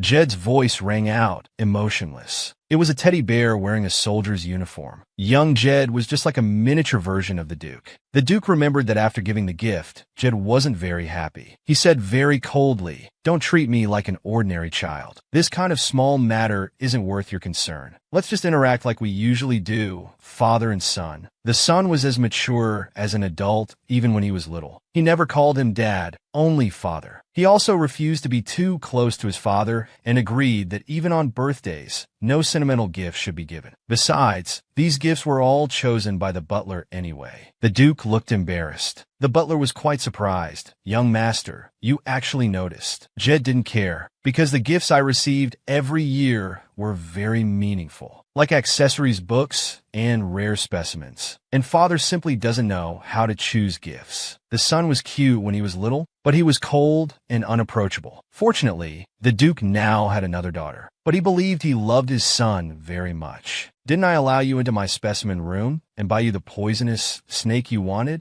Jed shrugged. But that snake is already dead. The Duke mumbled, trying to salvage his image in Lei's eyes. We already have a bear specimen I brought back from hunting. What's the use of that teddy bear? Lei thought to herself. No wonder her brother couldn't express his emotions. The reason lay with the Duke. The Duke probably never received gifts from his parents either. After all, he didn't know how to be cute. So Lei tugged at the Duke's clothes. I heard red pandas can ward off ghosts that cause nightmares. The Duke looked unconcerned. That's just superstition. Lei puffed up her cheeks, put her hands on her hips, and lifted her chin proudly. Since you don't have a red panda, if you're scared at night, you can come to my room. You can hold my hand while sleeping. After all, you don't have a teddy bear, right? Everyone in the carriage fell silent. Lei felt a bit confused. What's wrong with everyone? What's wrong? We're just overwhelmed by your cuteness. The Duke rubbed Lei's head vigorously. He said through gritted teeth, What should I do? I really want to bite you hard. Lei was startled. What does that mean? Her brother reminded from the side. Father, although I understand your feelings, you should be more subtle. The butler, for the first time, was full of enthusiasm, volunteering to do things for Lei. Miss, you can't go out until you're fully recovered. So, is there anything you want now? If there is, I can go to the toy store to get it for you. But Lei still scolded the Duke for wasting money. She looked up and asked the Duke, Can't you return the toy store you bought? I don't need a toy store. I'd be very happy if you, Duke, could just pick out a red panda for me." Hearing the last sentence, the Duke's previously indifferent face turned into wide-eyed surprise. He wanted to hear it again. "Say that again for me. Start from the teddy bear part." Hearing what he wanted to hear, the Duke was very happy. He planted a kiss on Lay's forehead. "What a pity. You called me Duke again, but I'll still buy you the best stuffed animal." Covering the spot where she was kissed, Lay giggled. Then she brought up another point. "Oh right, you should still return that store." But the three people in the carriage pretended not to hear. He was loved by his family. To repay this love, he acted cute in front of his family members. He let them arrange everything for him, allowing them to enjoy the pleasure of taking care of a child. But when he was alone, he wasn't so much like a child. Without the maid's assistance, he got out of bed by himself. However, one slow step made him pant and kneel on the ground, breathing heavily. "No good, my body feels so heavy." He realized he should have listened to the butler. When sick, one should rest in bed. Moonlight poured into the room. He was attracted by the moon outside the window. Today was the day of the mind's moon, when the fullest and largest moon could be seen. The tranquility of the moon reminded him of many things. His adoption. At first, it was just because he could help the Duke find clues about the Red Flower Killer. Although he had read this novel and knew the Duke would solve the case cleverly in the end, now he had forgotten the description of the killer's appearance. And there was also the fortune teller they had caught earlier. Would use a rare, odorless, and tasteless poison to stun and kill women. But the fortune teller from a poor rural background, how could he have such an expensive poison? This fortune teller had no connection to the Red Flower Killer either. He recalled that not long ago, the Duke had asked him to call him Dad. Of course, he had thought before how nice it would be to have a real dad. After all, being alone was really lonely. In fact, he didn't dare to hope that he would one day have a family of his own, because when good things happened, he worried more about paying the price. He couldn't help but feel anxious. If in the future, he still couldn't get used to calling the Duke Dad, what should he do? What if he got tired of him? If everyone thought he was useless and told him to get out of the Duke's mansion? He made a sincere wish under the moon. "Moon, I don't dare ask for much. Just let me stay in this family." Under the same moon, the Red Flower Killer that the Duke's family wanted to catch was standing on a balcony, enjoying the moonlight. Unfortunately, his face couldn't be seen clearly. He had also given Lay a red flower before. Originally, he wanted to see what kind of existence Lay would become in the Duke's family. Unexpectedly, everyone in the Duke's mansion treasured him immensely. He began to vaguely look forward to what Lay's reaction would be when they met face to face. The Red Flower Killer touched his lips with his fingers. On the back of his raised right hand was a red flower tattoo. Once, he could only look at toys from outside shop windows, begging the shop owner to be generous to a little beggar. Now, every time he woke up, he received a teddy bear from his dad. He excitedly jumped out of bed, happily lifting the teddy bear high. Then he nuzzled it next to his head. So cute and so soft. So this is what a teddy bear feels like. And this bear is special. Its eyes are different colors. Suddenly, a card fell out from behind the bear's bottom. Lay guessed it must be from the Duke. He smiled sweetly. Putting on his slippers, he pattered over to the butler. She wouldn't look at this quickly. He shoved the teddy bear in front of the butler, who again acted like a fussy old woman, nagging, "Miss, don't run so fast. Be careful not to reopen your wound." Seeing how much the young miss liked the bear, he smiled contentedly. "This is a gift from the master. It indeed took quite some time to make this toy." Lay took out the card from earlier. "Shiwen, can you read it to me?" The butler looked confused as he opened it. After scanning it, his eyes softened. So this is the real gift. Then he crouched down, looking Lay in the eye, and handed the card back to him. "Why don't you let the Duke read it to you himself? He would be very happy too." Lay was a bit curious. What was written inside? The butler had to give a spoiler. "It's the new name the master chose for you." For a moment, Lay felt a bit gloomy. He still preferred the name his mother gave him. Besides, nobles' names were always so long. Could he remember it? Just then, the Duke, who had just woken up, appeared behind the tall and short pair. Leaning against the wall lazily, he asked, "What's wrong?" "Shiwen, why don't you read it?" The butler was a bit at a loss. The Duke chuckled. "Go ahead and read it." The butler sighed. The master was always so willful. Opening the envelope, he read very seriously, "Hello, Princess. I am the teddy bear. Please give me a name quickly." The Duke, patting Lay's shoulder, teased the always serious butler. "Shiwen, you should read with emotion." The butler sighed deeply. He continued reading. "From now on, I am the princess's teddy bear friend. The gift I've prepared for the princess is your new name. Beautiful and lovely princess, your new name is Letitia. It means a sky with thousands of rising moons. I will protect you when you have nightmares. My 2 eyes are jewels to decorate the moonlight for you. You must take good care of them, okay? Hug the teddy bear tightly. Lay was touched, so the Duke had kept the Lay in her name. He probably hoped that I wouldn't forget every little moment with my mother. I'm just an ordinary girl born on a Monday, yet he gave me such a beautiful name. After reading, the butler smiled at Lay. The Duke cheerfully praised him. When you read that well. The butler felt a bit embarrassed. Please don't tease me. Did you write this card yourself? The Duke, imitating a child's manner, playfully answered, it's a secret. Then he crouched down again. Letitia, do you like this name? Lay nodded vigorously. I like it. It sounds so beautiful. The Duke was also satisfied. I've been thinking about what name would suit you, because our first meeting was like a dream. Seeing you like it so much makes me happy too. The Duke rarely expressed his feelings. He had nothing much to say to his biological son. But when it came to his little adopted daughter, his mouth automatically spoke words full of love. Since you don't know which day you were born, and you've just escaped death today, let's make today your birthday. Happy birthday, my daughter. Lay blushed shyly. Then she rushed forward and hugged the Duke tightly. So, this is what it feels like to be needed. The Duke widened his eyes in disbelief. Every time the little lamb girl hugged him, he would freeze up nervously, not knowing where to put his hands and feet. When he heard Lay say she wanted to show off the teddy bear to her brother, he didn't tease her with his usual eloquence. For once, he just dumbly replied. The butler, seeing the Duke in this state, silently laughed. Lay pitter-pattered towards her brother's bedroom. She pushed open the bedroom door. Jed, who had just woken up, was still a bit groggy. Rubbing his eyes, he watched his sister climb onto his bed. With an excited face, she shouted, Jed, I have a new name. Holding up the teddy bear and card in her hand, she smiled, so wide her eyes almost disappeared. Letitia is the name Dad gave me, and he even set today as my birthday. Jed's smile held a hint of loneliness and regret. Father didn't even tell me in advance. Otherwise, the first person to give you a birthday gift would definitely have been me. The jewel eyes of this little bear are very beautiful. What are jewels? Lay couldn't believe it. Her brother took the teddy bear and carefully explained to his sister. The red one is a ruby. The blue one is a sapphire. Lay was stunned. Then her face turned pale. Hugging the teddy bear, she hurried to find her dad. Duke, sir, I have something to say. She glared at her dad, who spent money recklessly, her demeanor undiminished. Giving me a teddy bear is enough. There's no need to inlay such expensive jewels. If this continues, I'm afraid I'll become a girl who squanders money. The Duke remained calm. It's okay. You can spend as you like. You don't need to strictly follow etiquette. It's best if you can reach a level that others can't accept. Lay was stunned. But if that happens, others will hate me.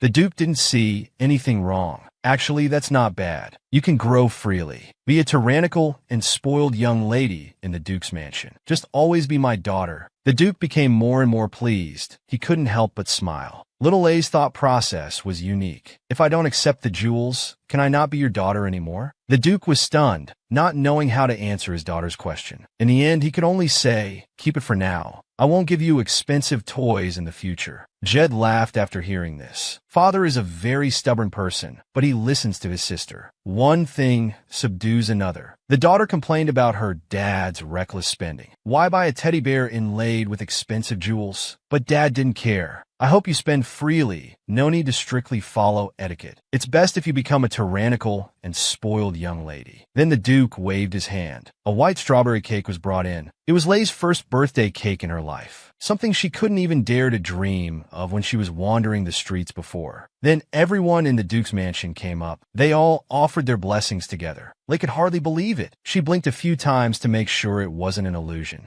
Dad, brother, and the butler, these 3 people who were very important to her, also affectionately offered their birthday wishes. She finally realized it. Her mouth opened wide in a sweet smile. Had the scene from her dreams really come true? She etched this day firmly in her heart, because she had a new name. From this day on, she was Letitia, the Duke's little daughter. But Lay didn't know. She had actually already met the Duke years ago when she was wandering the streets. But neither of them had left an impression on the other at that time. That winter, a few little beggars huddled in front of an expensive antique toy store, admiring the unattainable toys. The Duke was inside the toy store, looking at the toy in his hand with a conflicted expression. Would Jed be happy to receive this gift? The butler was as gentle and considerate as always. What's important is that you personally chose this gift. Besides, young master doesn't really lack anything, so whatever you give will be fine. Then the two of them walked out of the warm store and encountered the little beggars hurriedly fleeing. The Duke curiously asked who those children were. The butler told him, "They're the children living in the alley behind. They probably saw the store owner coming out to chase them away, so they rushed to escape." The Duke was a bit doubtful. "Are you sure it's not because they saw me and got scared?" The butler sighed helplessly. "Although you look frightening, most store owners suspect those children of coming to steal when they see them. Naturally, they grab a stick to chase them away. Actually, the way these children peek around is quite adorable." The Duke inadvertently saw among the group of children that little one with green eyes. Her eyes were filled with a touching longing. The Duke was silent for a moment. His profit-driven nature was defeated by the little girl's cuteness. He took out a gold coin from his pocket, gave it to the butler, and told him to tell the store owner not to turn off the lights in the store tonight. Under the butler's puzzled gaze, the Duke explained that even if Jed received the gift, he would just throw it away. It would be better to let other children enjoy this kindness. So that night, Lay alone crouched in front of the store in the snowy night, quietly admiring the exquisite dolls. She thought the store owner had forgotten to turn off the lights, not knowing that someone had deliberately left the lights on for her, making her feel warm even on a snowy day. Although her brother, dad, and the butler, 3 grown men, all doted on her, she still liked her aunt the most. Annie knew best what girls liked. She always bought her all kinds of pretty clothes. The closet was overflowing, but Annie still praised her for being pretty and cute. Her eyes sparkled with 2 hearts. "Oh, Letitia, how can you be so beautiful? Your chubby cheeks. You look completely different from when you first came to this family, skinny as a sick cat." Hugging the little bear her dad gave her, Lay shyly lowered her head. Then she sat in her aunt's lap, enjoying her aunt combing her hair. The gentle technique made her raise her little head like a kitten. Annie asked her little niece, "Is this your first time boating?" Lay nodded. "Yes, I've never been far from home before." Annie was melted by her cuteness. "Then you must be very excited, right? Such an adorable child." Auntie continued to ask her how her body was recovering. Lay replied energetically, "I feel very good now." But Annie was still a bit worried. "If you don't feel well, come back right away, okay?" Enjoying her aunt's care, Lay smiled sweetly and nodded in agreement. Looking at her 2 braids in the mirror, Lay politely thanked her aunt. Annie was both happy and a bit sad. "You'll soon grow into a beautiful young lady. I love how you are now, but I also want to know what you'll look like when you grow up. Yet I hope you won't grow up too fast. This must be what it feels like to raise a daughter." Lay was very understanding. She knew her aunt was single and couldn't get married, so sometimes she looked melancholic. So Lay smiled sweetly and said loudly, "I want to grow up quickly and become someone like you."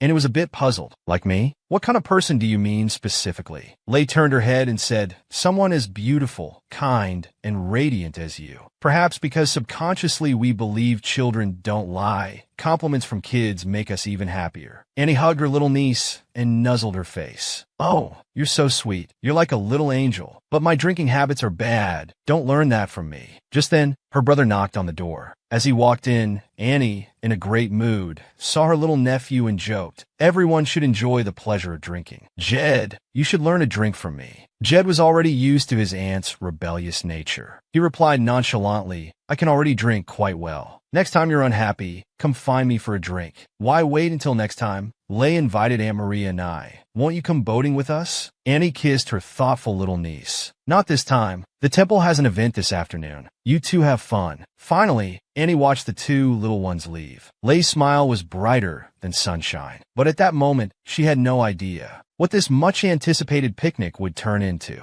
While their father was attending an important meeting, the brother took his sister out for a picnic. While boating, the sister smiled happily, thanking her brother for taking her out. Although Jed's face was expressionless, he was very pleased inside. "Great, I can finally have my sister all to myself." Just then, a familiar voice came from behind. "Jed, are you guys also going to tear Slave Island?" The sister looked back and saw 3 boys enthusiastically greeting her brother. But her brother looked displeased and grumbled, "I thought I could spend time alone with my sister. Why did these 3 annoying flies have to show up?" He didn't respond at all, pretending not to see them. He casually introduced those people to his sister. "They're my seniors at school, but we're not close, just acquaintances." Then he waved to the boatman, signaling him to quickly row the boat away. With a whoosh, they got farther and farther away from the boat behind them. The sister suddenly felt strange. She had never heard her brother mention anything about school. He was always at home playing with her. Shouldn't students go to school every day? Her brother nodded. My sister is so smart. You even know that students should go to school. Generally speaking, I should go to school every day. After all, attendance scores are important too.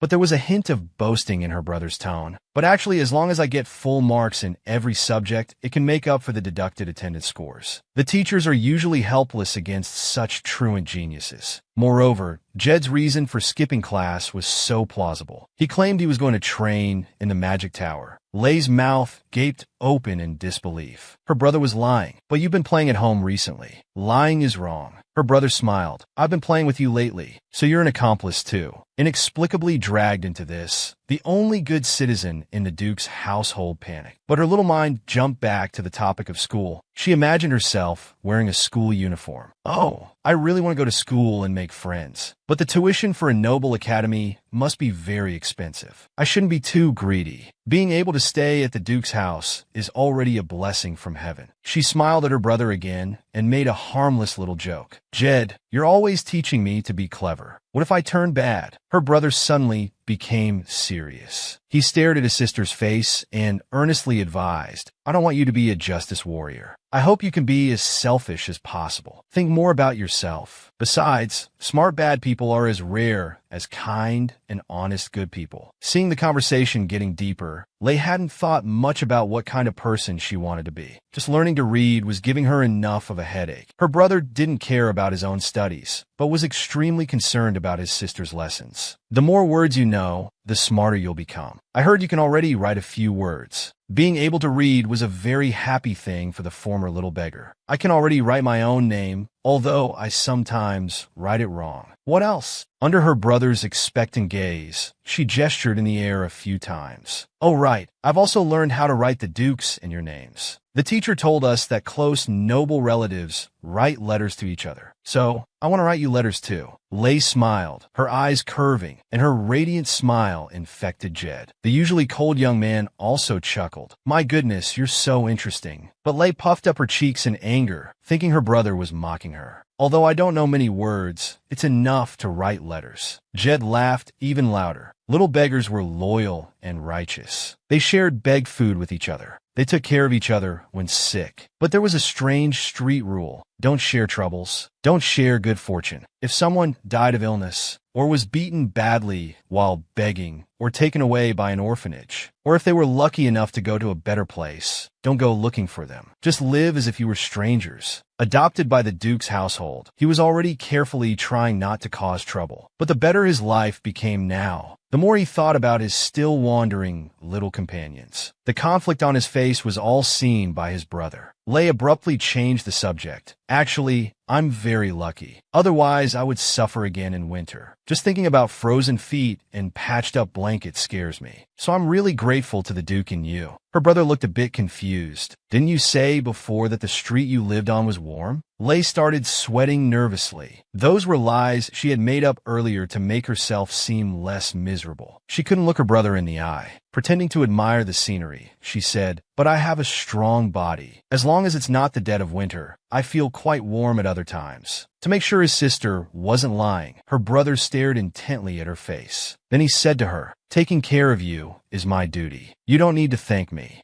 The pressure from her brother suddenly eased. She sighed in relief. But hearing her brother say it was his duty, she strongly disagreed. No, it's not. The more something is taken for granted, the more grateful we should be. Seeing his sister so wise, her brother smiled contentedly. Is that so? Then I should say thank you to you more often from now on. Thank you for coming to our family. Thank you for recovering so quickly. That's why we can go boating together now. How heartwarming. Lay's little face turned rosy. She wanted to do something to let her brother know how she felt at that moment. So she suddenly leaped forward and hugged her brother's neck. Laughing loudly, she said, I'm the one who should say thank you. It's so great that you're my brother. Jed was also happy to receive such affection from his sister. But given his personality, he couldn't say anything more sentimental. He could only say, don't fool around. It's dangerous. Lay smiled shyly, but didn't let go of her arms around her brother. She thought how wonderful it would be if these feelings could be treasured deep in her heart forever. like postcards. Even if she had to go through hard times again in the future, these happy memories would be enough to support her to live on strongly. Narrator: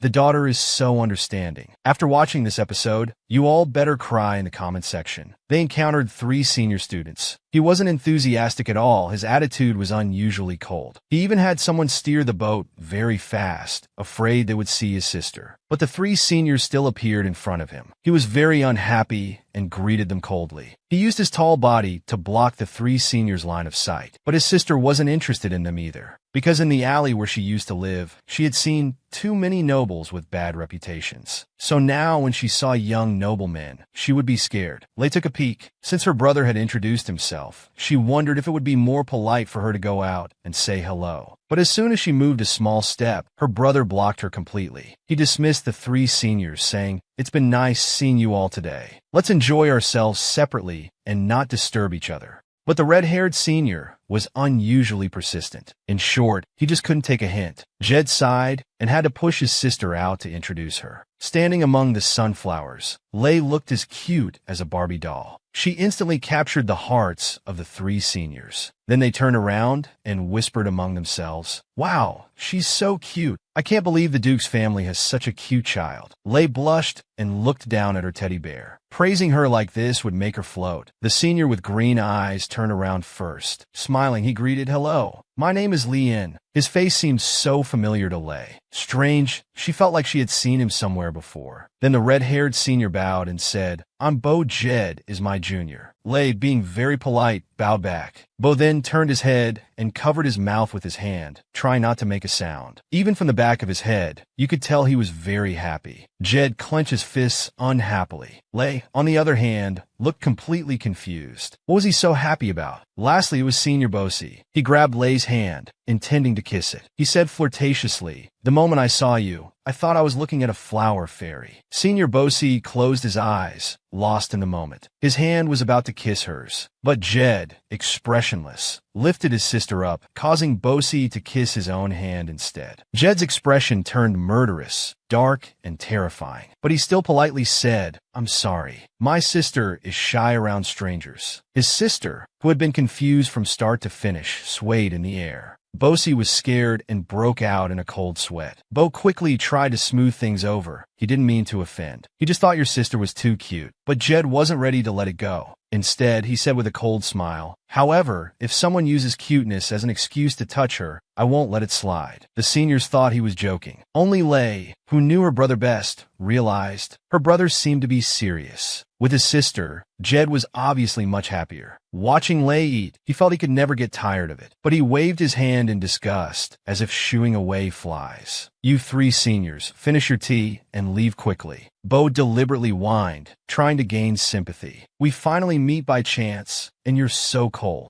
Jed mercilessly exposed them. "You clearly skipped class to come here for an adventure." Bo's face changed instantly. "How are you so smart?" "You guessed it right away." The 2 seniors sitting nearby immediately distanced themselves. "We try to talk him out of it. The blue rose's curse is terrifying." They once found 2 corpses in the blue rose bushes. As they chatted, Lei continued to chew her food with cute cheeks. Strange, why did Lien seem so familiar? He was a noble young master. She shouldn't know him. Her brother seniors were telling his embarrassing stories in front of his sister. He fell asleep during student council meetings. Jed at the ball? Her brother darkened his face and told them to shut up, afraid of ruining his perfect image in his sister's eyes. But seeing his sister laugh until tears came out, he just smiled and stopped objecting, as long as his sister was happy. But then a senior pushed his luck and suddenly suggested, "When you start school next semester, bring your sister along." Alarm bells went off in Jed's head. He refused sternly. "No way. Annoying flies will follow." Lei saw this side of her brother. He could laugh and joke with his classmates. She couldn't stop laughing at their jokes. The seniors then set their sights on her. "Little sister, when you first enter society, you must come to our family's ball." Bosi interrupted. "No, your family's ball has no class." For her first ball, of course, she should come to our house. Jed firmly refused. She's still young. It's too early to talk about entering society. As for which ball she'll eventually attend, Father and I will decide. Hugging her doll tightly, his sister looked a bit lost. If Jed says so, does that mean I can't go anywhere? That's not what I meant, her brother said. Overprotection is also wrong. I just want to give my sister the safest environment. Many nobles appear glamorous on the outside, but are actually dark and corrupt inside. Lei understood her brother's concern. More importantly, she could go out and play. She smiled happily. The seniors nearby were moved to tears. Clutching their pounding hearts, they exclaimed, "Heavens, how can there be such a cute and obedient little sister?" Hearing the praise, Lei's face turned bright red. Jed, on the other hand, looked impatient. Please don't casually praise someone else's sister, he thought. Don't say sweet words to my sister. Tempting her, this strong possessiveness surprised the two seniors. They had always thought Jed was indifferent to everything. So this is how he treats people he cares about. Has Jed been bewitched by the blue roses? What nonsense, Jed interrupted. Don't talk rubbish. The senior heard the cold reply. Instantly feeling nostalgic, he thought, yes, that's definitely him. While everyone was laughing happily, Leon suddenly stood up. I want to go see the blue roses. My sister used to love these flowers. I want to pick some for her. The expressions on Bo and Bosie's faces suddenly turned unpleasant. They looked like they didn't dare to speak. Even their smiles were very forced. Seeing Lei's worried look, Bosie explained. Leon's sister passed away last year. He wants to pick some flowers to visit her. Before, he didn't react to others' life and death. He wouldn't even sympathize with others' tragic fates. The world seemed more like a game to him. But now that he has a sister, he's getting closer to those boys who also have sisters. He wants to learn how to be a brother. There's a classmate of his named Leon. He had a famously beautiful sister named Alicia. She was engaged at a very young age. But last year, Alicia died of pneumonia. Hearing this cause of death, he furrowed his brows. Because when underage girls commit suicide in noble circles, they usually say it's due to pneumonia. His sister, not understanding the implications, choked up with empathy. She looked sadly towards Leon. He was holding many blue roses. These were Alicia's favorite when she was alive. Seeing the atmosphere becoming increasingly somber, Leon actively changed the subject. Let's talk about something interesting. Miss, is there anything you're curious about regarding life in the capital? Hearing Lei say she hadn't really explored much, Leon closed his eyes, recalling the scene when he first came to the capital from the countryside. The tiles stained red by the sunset. The excitement he felt when stepping onto the train station. The bell ringing from the blue clock tower, and the flocks of white doves in the sky. It's my honor to spend my youth in the capital. After hearing Lee Ann's quiet description, Lei became even more curious about the city. After finishing their tea, the three seniors left on their own. Lei and her brother lay down on the painting-like lawn, accompanied by the little teddy bear her dad had given her. Her brother thoughtfully asked his sister, "How was it? Was it fun?" "Very fun."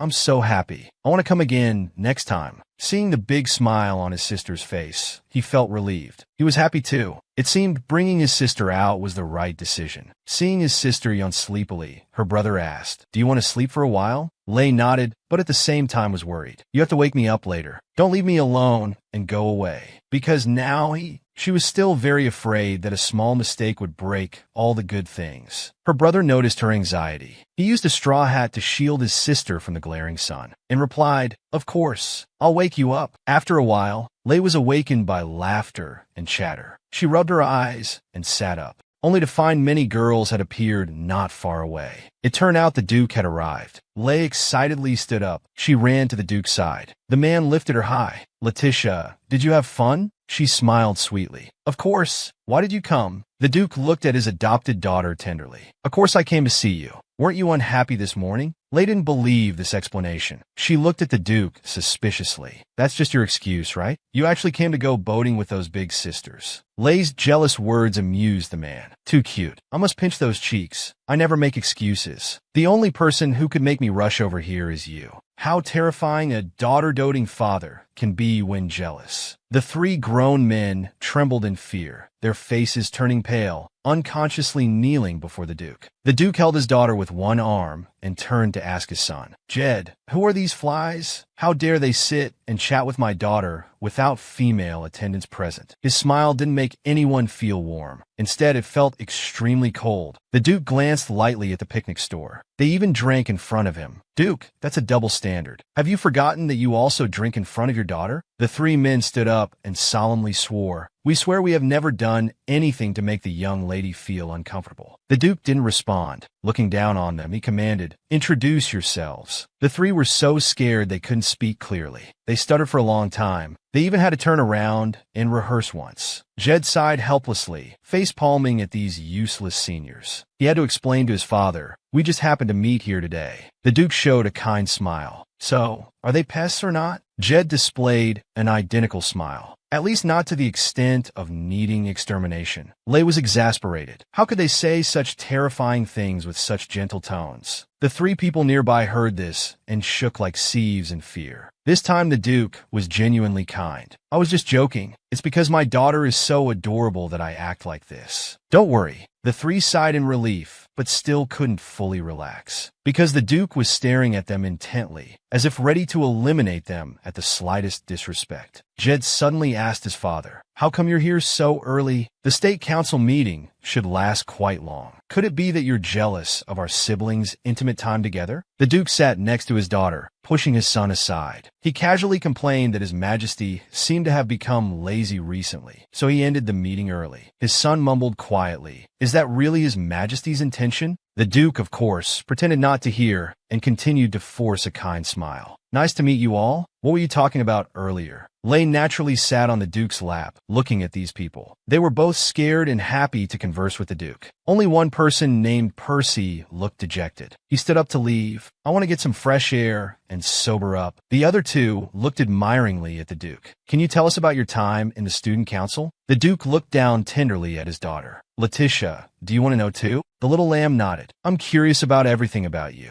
So this father began to tell his daughter about his heroic and glorious past. The father and son had seen too much darkness, so they tried their best to protect the girl. But on this day, the family of three went out. They were happily admiring the picturesque scenery when suddenly the father and son's expressions turned serious. The girl suddenly felt something was wrong. She was about to look in the direction of her dad and brother's gaze. But the next second, her brother pulled her into his arms. But she still saw it. The man who was just laughing and talking with them was now lying quietly among the blue irises. His right hand held a dagger, his left wrist bleeding profusely, already staining a small patch of flowers red. Her brother guessed this person was likely to have committed suicide because his beloved fiancé had died a year ago. The sister felt something was off. She sneaked a glance at the distant corpse. She found that her dad was actually smiling. She couldn't understand. Then Dad instructed him, "Go over there and count to 3 seconds first. Walk 10 steps, then scream loudly. After calling others over, don't come back here. Let us examine the body." He obediently nodded. Even though her brother was only 14, why couldn't she follow Dad and be a little detective too? He followed the instructions. The two friends close to the deceased looked in disbelief. The person who was fine just now was suddenly gone. It should be suicide, right? The three of them were together the whole time. There was no one else on this island. Also, only this shore could dock boats. One of them was so upset he cried. "It's my fault for mentioning his fiancée.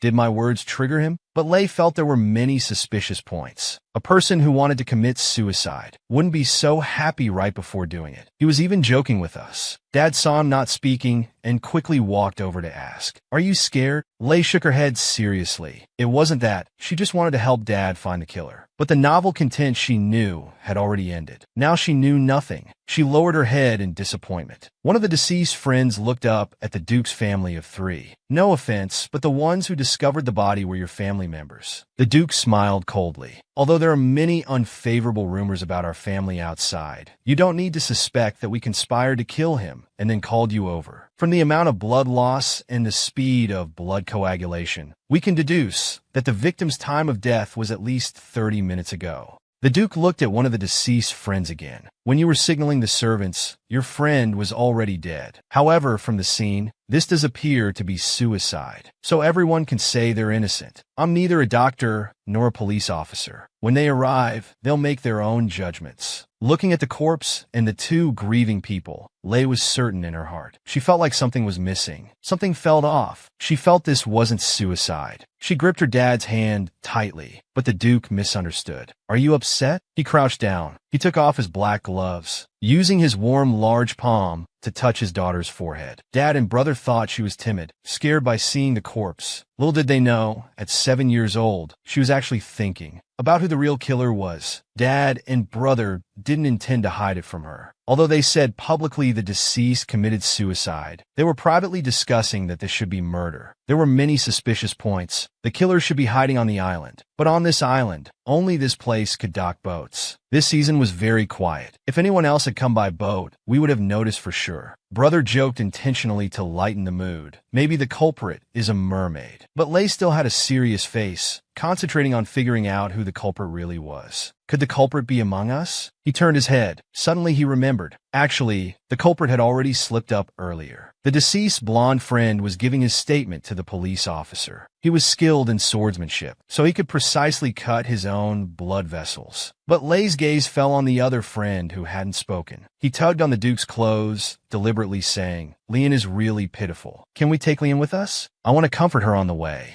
Her sister died, and now her sister's fiancé is dead too. She must be so heartbroken. The three of them looked confused, listening to Lay's nonsense. The Duke didn't delve into the reasons. Instead, he hugged Lay and praised his little adopted daughter. You're so kind. Brother didn't suspect either, pushing Leon along. Since my sister has spoken up, we have no choice. Senior Leon, let's go. Leon wanted to refuse, but Lay held onto her arm tightly. No, your face is very pale. It feels like you might faint any second. The Duke also smiled and pushed Leon onto the carriage. Get on quickly. Our family's educational principle is to fully accept children's whims and tantrums. Since my daughter has requested it, giving you a ride isn't much trouble. Leon couldn't refuse and could only sit in the carriage with her head down. The Duke smiled meaningfully, as if he knew his daughter had discovered something interesting. This made Lay have to forcefully turn her head to look out the window. Actually, the real murderer was the deceased friend and future brother-in-law, Leanne. But this time, Lay wanted the Duke to hear Leanne's reason for killing. Because in the novel, although the Duke was the embodiment of justice, he didn't live happily. Lay looked out the window again, confirming they should be almost there. It's here. She hurriedly tugged on the Duke's clothes, using a made-up reason to ask to get off. The teddy bear's ribbon fell out the window. The Duke looked amused. Did it have a ribbon around its neck before? Lay lied without hesitation. Yes, this morning. Maria's well-trained carriage obeyed the Duke's order and stopped. He took out a silver coin and gave it to the servant, asking him to find the ribbon. Leanne in the carriage lowered her head nervously. Then I'll get off here too. Lay tested her again. Here? It's quite desolate around here. Not very safe. But hearing her poor excuse, he became a bit impatient. Grabbing her hand. Leanne, before you go, I want to ask you, have you seen me before? Her dad and brother with 180 IQs couldn't find the murderer immediately. But she, who usually only knew how to act cute, discovered something was off. She questioned the murderer. What color is the clock tower at the train station? The murderer confidently answered that it was blue.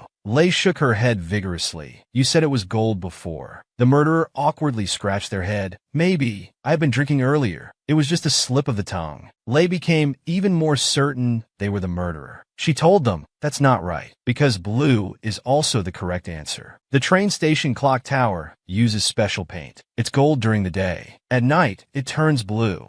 Street children often use that clock tower as a meeting point. At the blue clock tower means meeting at the tower at night. Lay still remembered when she was still wandering the streets. Her friends insisted on watching trains during the day, so they dragged her to the station. That's how she discovered this clever color change. Moreover, all trains stop running before 6 p.m. nationwide. No one is allowed in or out of the station at night, so generally no one would be there late at night. Therefore, only children from nearby villages would use the clock tower as a meeting place. Most of them were thieves. That's why Lay thought the murderer looked familiar, because she had seen them at night gatherings at the clock tower before. But Leanne was clearly a noble young lady. She couldn't have been living on the streets. Lay suddenly felt dizzy. There couldn't be two Leannes, could there? Dad listened to his daughter's analysis with a smile, a proud expression on his face. The murderer stammered, unable to speak. Just then, the carriage door was suddenly flung open. Someone grabbed Lei and held a knife to her throat. "Don't move! Release Leon quickly!" Lei nervously broke into a sweat, but at the same time nodded to herself. "I wasn't wrong. They really are twins." The Duke remained calm, looking down from the carriage. "If you let her go now, I can ensure you die painlessly." But the person remained unmoved. "Release Leon quickly, or else this girl." The Duke's tone remained flat. "What do you want to do to her? Cut her face? Or chop off one of her fingers? You don't think I'll do your bidding just because you're holding my daughter hostage, do you?" The Duke raised his hand. A subtle black magic quickly subdued her. Someone was holding his daughter hostage, demanding his cooperation. He refused. Then with a wave of his hand, black mist condensed into a black snake. It coiled around the person, rendering them completely immobile. This was absolute confidence in his own abilities, not a lack of love for you.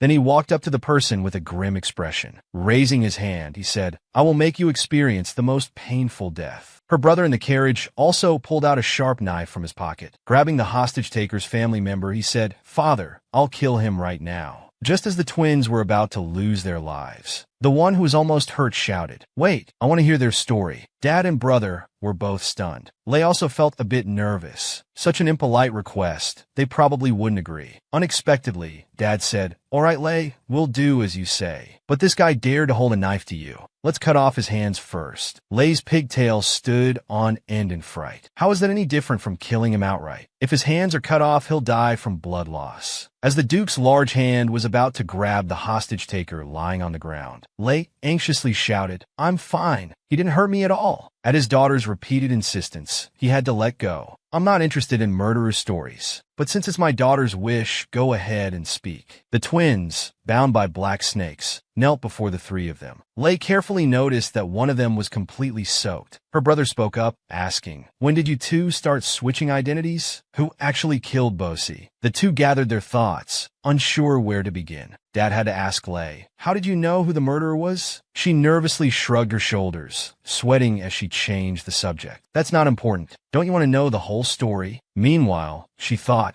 the pressure from this father and son is unbearable. The Duke pretended to be annoyed. "Since you insist, we'll do it your way. I feel like I'm becoming a daughter's slave." Lei breathed a sigh of relief. Fortunately, the Duke released one person's leg. Bending down to lift his chin, he threatened, "If you dare bite your tongue, I will torture the other one until he dies." Her brother particularly disliked this old father. "You shouldn't threaten people in front of Lei." Lei's legs twitched nervously. "It's fine, I heard everything anyway." The Duke, looking at the murderer, "Well then, let's start the interrogation as my daughter requested. Tell us why you killed someone. Death is too easy for you." This father and son secretly tortured unforgivable murderers. They firmly believed in the evil of human nature. They only had malicious speculation about killers. But when you gaze into the abyss also gazes into you. Unknowingly, their hearts grew colder and colder, gradually consumed by the darkness of human nature. But this time, the decision of both daughter and sister changed their minds. She insisted repeatedly, "Why don't we hear why these twins killed someone?" The daughter's slave and sister complex agreed. The twins' method of killing was simple. When the brother went to pick roses, he switched identities with his twin, while the younger brother was chatting with the Duke's family. The older brother, who had been lying in wait, killed the victim and disguised the scene as a suicide. He also created an alibi for himself. Lei clearly remembered that Bosi didn't scream when he was killed. He must have been drugged. The older twin shook his head. "If I had done that, you would have discovered it long ago. After all, you're very smart. At that time, I used a handkerchief soaked in drugged water to cover his mouth, making him temporarily unconscious. Getting Bosi to take the bait was actually quite simple, because he always sent some blue things to my sister. So I deliberately brought up old matters, provoking Bosi. But I don't regret it, because that bastard Bosi played with my sister Elise's feelings." Both twins gritted their teeth in anger. When they were young, their family was poor, so they could only send the younger brother to be raised by relatives. Later, the relatives who adopted the younger brother married and moved to China, so he ended up on the streets. That's why Lei felt a strange familiarity when she first saw the older brother. It wasn't until the younger brother was caught pickpocketing by his older brother on the street that they reunited. To let the younger brother live a noble life. The twins had been sharing one identity for years. They took turns attending the academy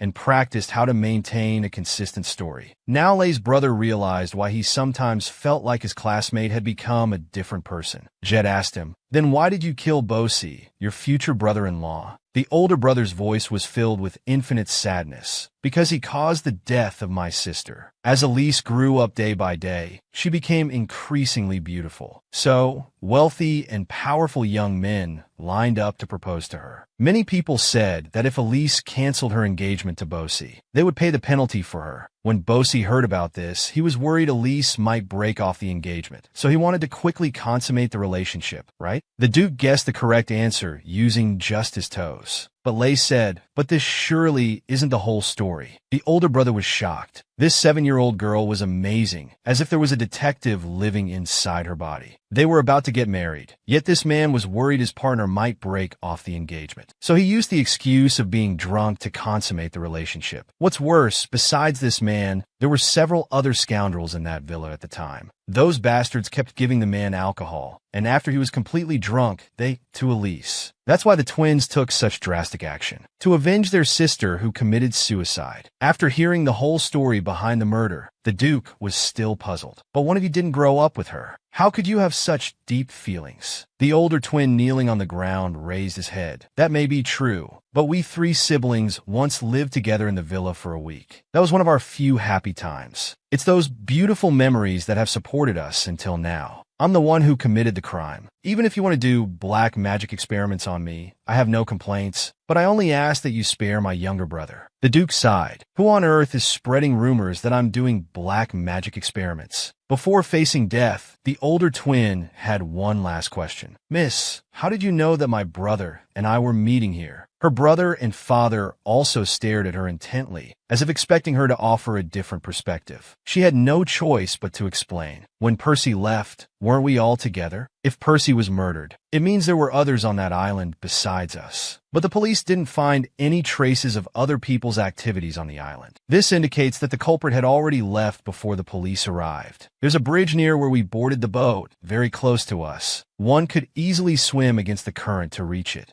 Under that bridge, there's a small hole connecting to an underground passage. And this place is the end of that underground passage. Any child who has lived on the streets knows this secret." Her brother thought for a moment and realized how remarkable his sister was. She had deduced so much from just one inconspicuous clue. Her father was even more generous with praise. "You're truly incredibly smart." This made her scratch her head in embarrassment. In fact, the Duke had already sensed that Percy's death was a homicide. He had planned to investigate, but didn't expect his obedient daughter to already be interested. He looked at his son, Jed. "What do you think about this?" Surprisingly, Jed stroked his sister's head, smiling gently. "I can understand the feelings of these 2 brothers." Dad looked at him in disbelief. "You?" The brat Jed nodded. "Yes, because now I'm also an older brother." He walked behind the twins. "Although I don't want to think about it. If anyone dared to touch a hair on my sister's head, I would definitely be furious." The next second, he smiled and put his hands on their shoulders. "To be honest, right now I want to kill one of them to quell my anger." Just imagining his sister being harmed made him laugh angrily. He wanted to practice on one of the kneeling men, how to make someone feel worse alive than dead. But he let it go this time. His sister was present. He asked for his sister's opinion. "Letitia, you decide the fate of these 2. The girl was startled. Then she wondered what would happen if they were released. Her father saw right through her. "You want me to let them go? If that's the case, I'd rather not leave any witnesses. After all, I'm a petty father." The Duke deliberately put on a troubled expression. Her brother also played along. "In that case, let's execute these 2 criminals." Lay thought it was too childish for her dad to pull her hair, executing them out of jealousy. She recalled the fantasy she had read. The twin sister was so pitiful, killed by such scum, that scum should also be killed. So she raised her eyebrows and said sincerely, "I only hope the Duke can make a decision he won't regret." Because Lay knew what kind of person the Duke was, not as glamorous as he appeared on the surface. He punished bad people. He was a hero with a melancholic air. He never showed mercy to criminals. But Lay still hoped that after hearing this story, the Duke would reconsider his decision. She didn't want the Duke to leave any room for criticism, because the twins were different from the criminals he had killed before. The Duke lowered his head and gave Lay a genuine smile. Actually, I want to thank you. If it weren't for you, I wouldn't have known the story behind this. Lei smiled happily. So she had been helpful to others after all. And after hearing Eliza's story, the Duke indeed changed his mind. She put her hand in front of the twins. Then please don't kill them. Let's hand them over to the police instead. But the next second, unexpectedly, the Duke suddenly approached the twins. Do you remember those bastards who hurt your sister? The Duke, newly devoted to his daughter, understood the difficulty of raising a girl.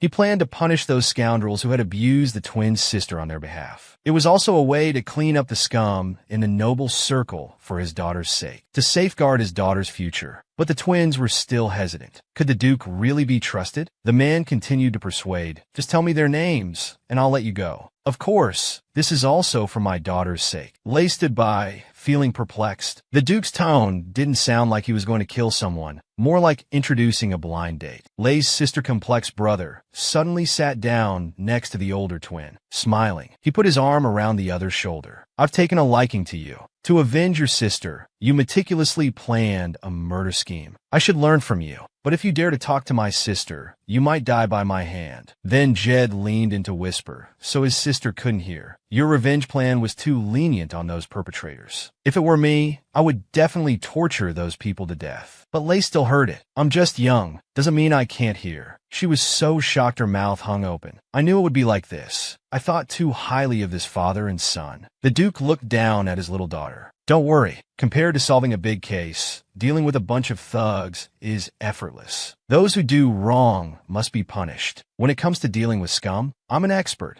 Although Dad and brother didn't tell her, Lei had read the novel. She knew Dad would use black magic to absorb power from humans. Those whose power was absorbed were considered as food. The Duke usually chose 3 types of food. The first type was murderers. The second type was people who had just died. The third type was those who harmed innocent women, because abusing women was more unforgivable than murder. In the Duke's eyes, criminals who hurt women were as hateful as murderers. Of course, Lei also thought those who killed Eliza deserved to die. So this time, she didn't stop the Duke. The Duke, who always punished evil and promoted good, let murderers go for the first time, because he could understand the twins' feelings of avenging their beloved sister. Imagine if someone hurt his daughter. He would definitely make them pay 1,000 times over. The twins cried with tears streaming down their faces, holding hands tightly. We can't believe we survived. It's unbelievable. The Duke snapped his fingers. But since you've killed before, it's easy to commit crimes again. So I've left a mark on you.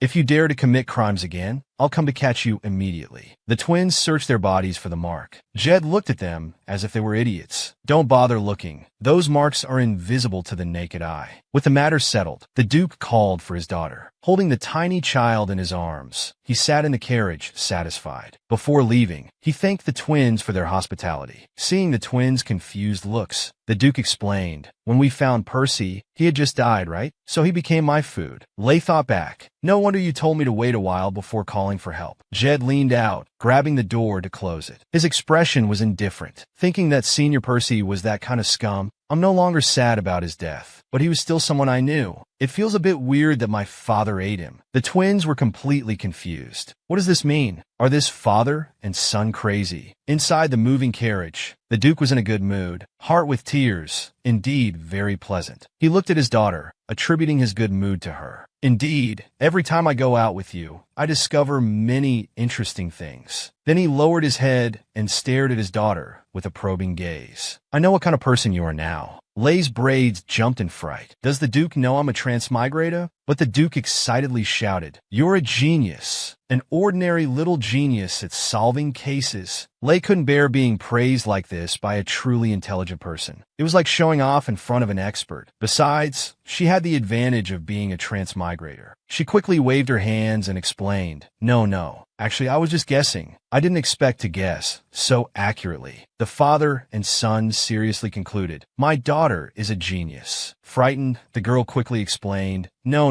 I was just guessing. I didn't expect to guess so accurately. Brother calmly said, Don't lie. Once is a coincidence, twice is a pattern. Lei dared to show off in front of Guan Yu. Admitting to being a genius in front of 2 high-quality humans was just too embarrassing. Brother crossed his arms and presented his argument. A child who has never received education, whether it's text or pictures, she can memorize at a glance. Lay waved her hands in fright. If I were really that good, how could I have been begging on the streets before? After all, I can't even recognize all the characters. Suddenly, her gaze was drawn to the scene outside the window. Two little beggars were shivering on the street, covered with thin blankets. If she hadn't been adopted by the Duke, she would have been one of those freezing children. This winter was particularly cold. Lay's face turned sad. Brother seemed lost in thought. Every time they passed this street, his sister would be how to keep Lay happy all the time. Lay composed herself, sat back in her original position, hugging her teddy bear and mumbling softly, "I'm not a genius. I'm just an ordinary person." The Duke didn't take her words to heart. "Never mind, we'll do a test and find out." Jed met with several doctors when he was young. They can determine if you're a true genius. Enjoying the Duke's caress, Lay's face turned pale. She couldn't help but think negatively. After the test, the Duke will surely know I'm not a genius at all. Will he disown me as his daughter then? As night fell, the carriage finally arrived home. The butler, as always, stood at the door, bowing to welcome them. He carefully noticed Lay's dejected expression, but the Duke looked triumphant. The butler curiously asked, "Did something happen?" The Duke's tail was almost reaching the sky. He had rarely been this proud in his life. He couldn't help but boast to the butler, "Indeed, many things happened today. But the biggest gain is that I discover my daughter is a genius." The butler slowly raised a question mark. The daughter-obsessed father had finally gone mad. He knew his intelligence was far above average. But so what? Until this day, he was very surprised to find out his daughter was also very smart. He couldn't contain his happiness and couldn't help but brag to the butler, "My daughter is a genius." Holding a glass of red wine, the Duke looked elegant and noble. The smugness on his face was actually pride for his daughter. The butler listened very attentively, without blinking, as the Duke talked about the young lady. He almost gave a poster-style applause for the young lady's clever actions. The person in question felt so embarrassed. Calling herself a genius. Oh God, she just wanted to bury her head in the ground. She angrily ate large mouthfuls of food. She finally understood a bit. In her previous life, she only scored 80 points. But her mom had to brag about it until the whole neighborhood knew. That kind of embarrassing feeling. After dinner, she lay on the 200 square meter bed, feeling very depressed. What if the Duke finds out I'm not a genius? What if he kicks me out? Just as she was worrying, her brother knocked and entered. "I came to check on you. How are you?" Lay thought her brother was acting strange. Nothing had happened recently. Her brother looked concerned. "Why do you always look sad when we pass that intersection in the carriage?" Hugging the teddy bear she never let go of, her expression turned sad. "I used to live in that alley. Every time we pass by, I'm reminded of the days of hunger and cold. Just thinking about that biting wind makes me feel cold all over." Her brother bent down to look at her. "Anything else?" He glanced at her. Her brother gradually opened up. "I also think about my friend's brother." Brother stroked her head sympathetically. She pretended to be at ease. "But you don't need to worry about it, because I promised them we'd forget each other." After her brother left, she lay on the bed and sighed silently. Opening her gradually plumping hand, she stared blankly. Today, when she touched the Duke's hand, she saw visions. It was because of these visions that she confirmed there were actually two killers, and they were twins. She was full of questions. What exactly was that? And why did she see those visions?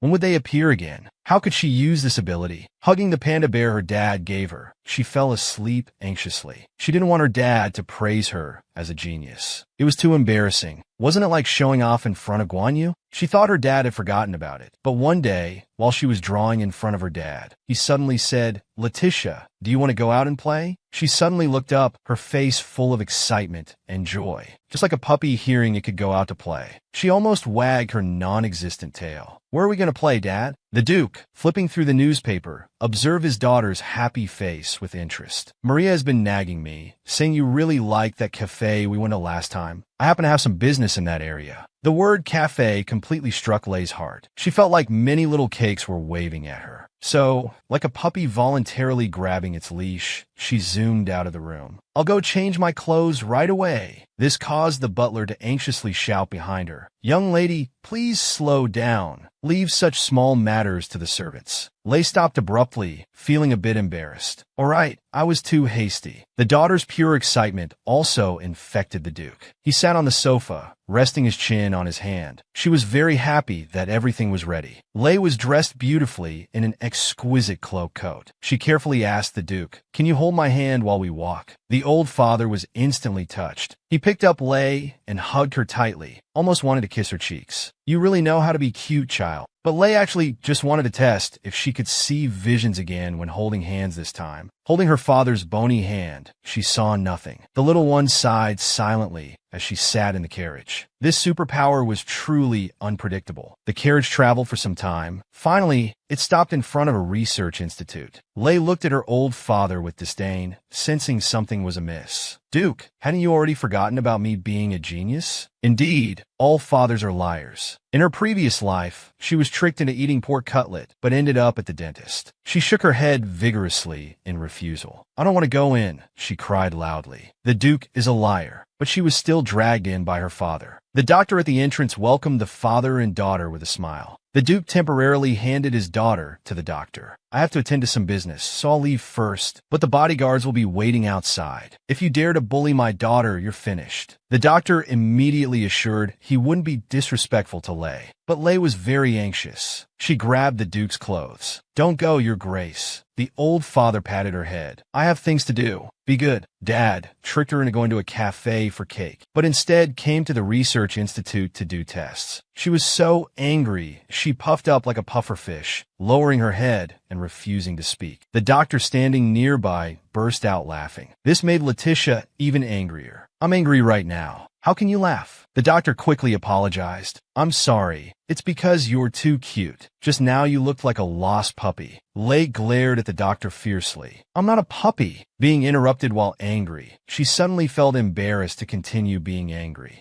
Looking at the doctor's hair, she asked curiously, "I thought all doctors had gray hair and were older people." But the doctor smiled, his eyes crinkling. "Actually, I've just come of age. I gained a lot of knowledge at a young age, so people call me a genius." The Duke wanted to confirm if you're also a genius. That's why he brought you here. "I can help you with that." Seeing the little one's unhappiness, the doctor quickly explained, "Don't misunderstand. Both the Duke and I are doing this to help you." But Lei, this child, seriously replied to the adult, "I appreciate your kindness, but I don't need this kind of help, because I'm not a genius." The doctor was completely won over by Lei's cuteness. "Don't worry, young lady. Actually, this often happens in noble families. For example, when foolish parents think their child is a genius, they bring the child here for testing." Lei felt like she had been hit, but the Duke isn't foolish. He's actually very smart, the doctor said while flipping through documents in the drawer. Many parents think their children are geniuses, but these expectations often fall short. However, those parents have impure motives. They all want to use their children to achieve certain goals. But the Duke is different from them. Lei couldn't hear anything else. Just the words "expectations fall short" were enough to make her imagine being abandoned by the Duke for not being a genius. Dad insists his daughter is a genius. He even tricked her into coming to the research institute to test her IQ. But she was troubled, knowing she's not a genius, yet being treated like one. What if she's exposed and thrown out of the Duke's mansion? Just then, the doctor, this young genius, bumped into the table, making a loud noise. It startled her out of her melancholy mood. "Are you okay?" The doctor waved his hand, dizzily touching his head. "It's fine if there's no blood. I actually bump my head often."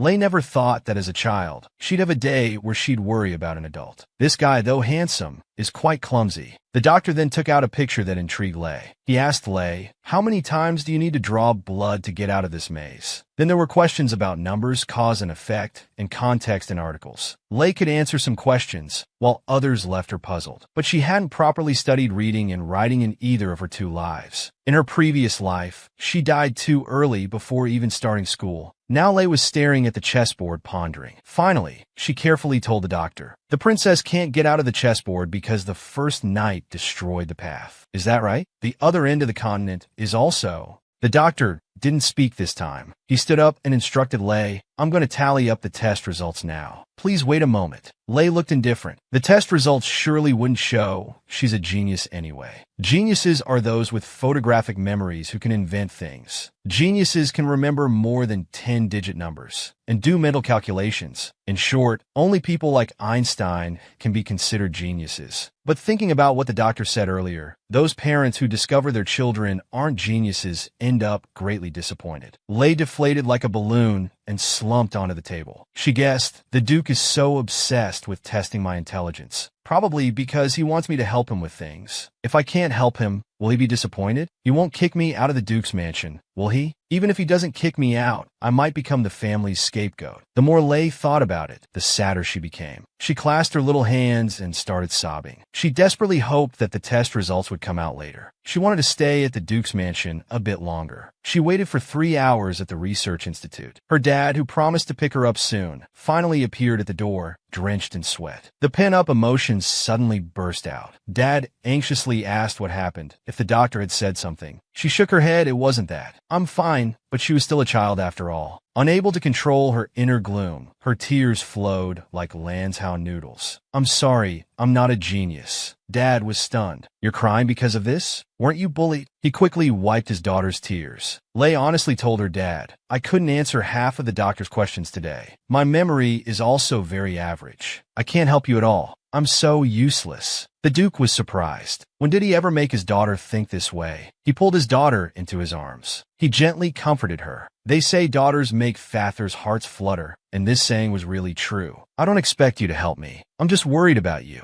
You know, everyone in our family is very. Jed and I are the best examples. We often skip grades or graduate early. Lei lay on her dad's shoulder, her eyes swollen from crying, barely open. She felt wronged. But I'm different from you. I'm not your biological daughter. The Duke hurriedly explained, real geniuses often commit suicide or suffer from depression because their extraordinary minds don't match their bodies, so they often become very unhappy. Lei stopped crying now, listening intently to her dad's explanation. Although not severe, Jed had myasthenia when he was young. So I was thinking if you were really a genius, we'd need to prepare in advance, just in case. You're exactly how I hoped you'd be. How could I not be happy? What parent wouldn't love a child as clever and cute as you? Lei, with her dad patting her little head, buried her face in his shoulder. She wanted to cry again, but this time it was tears of joy. Dad gently patted her back. Even if you're a bit silly, it doesn't matter. Your future task is just to spend the family's money. You can definitely do that, right? This dad actually hoped his daughter wouldn't be too smart, preferably a bit silly, so that his daughter's only task in life would be to spend the family's fortune. Lei laughed at her dad's joke. Duke, your way of comforting people is so strange. The man smiled at her. So, you're not crying anymore? Lei blushed a little. Crying in front of Dad just now seemed a bit embarrassing. She wiped her tears with her sleeve. The Duke smiled and asked, shall we go to the cafe now? Lei, extremely fond of small cakes, cautiously asked, you won't trick me this time, will you? The Duke was charmed by his daughter's cuteness. Of course not. After all, I've promised you.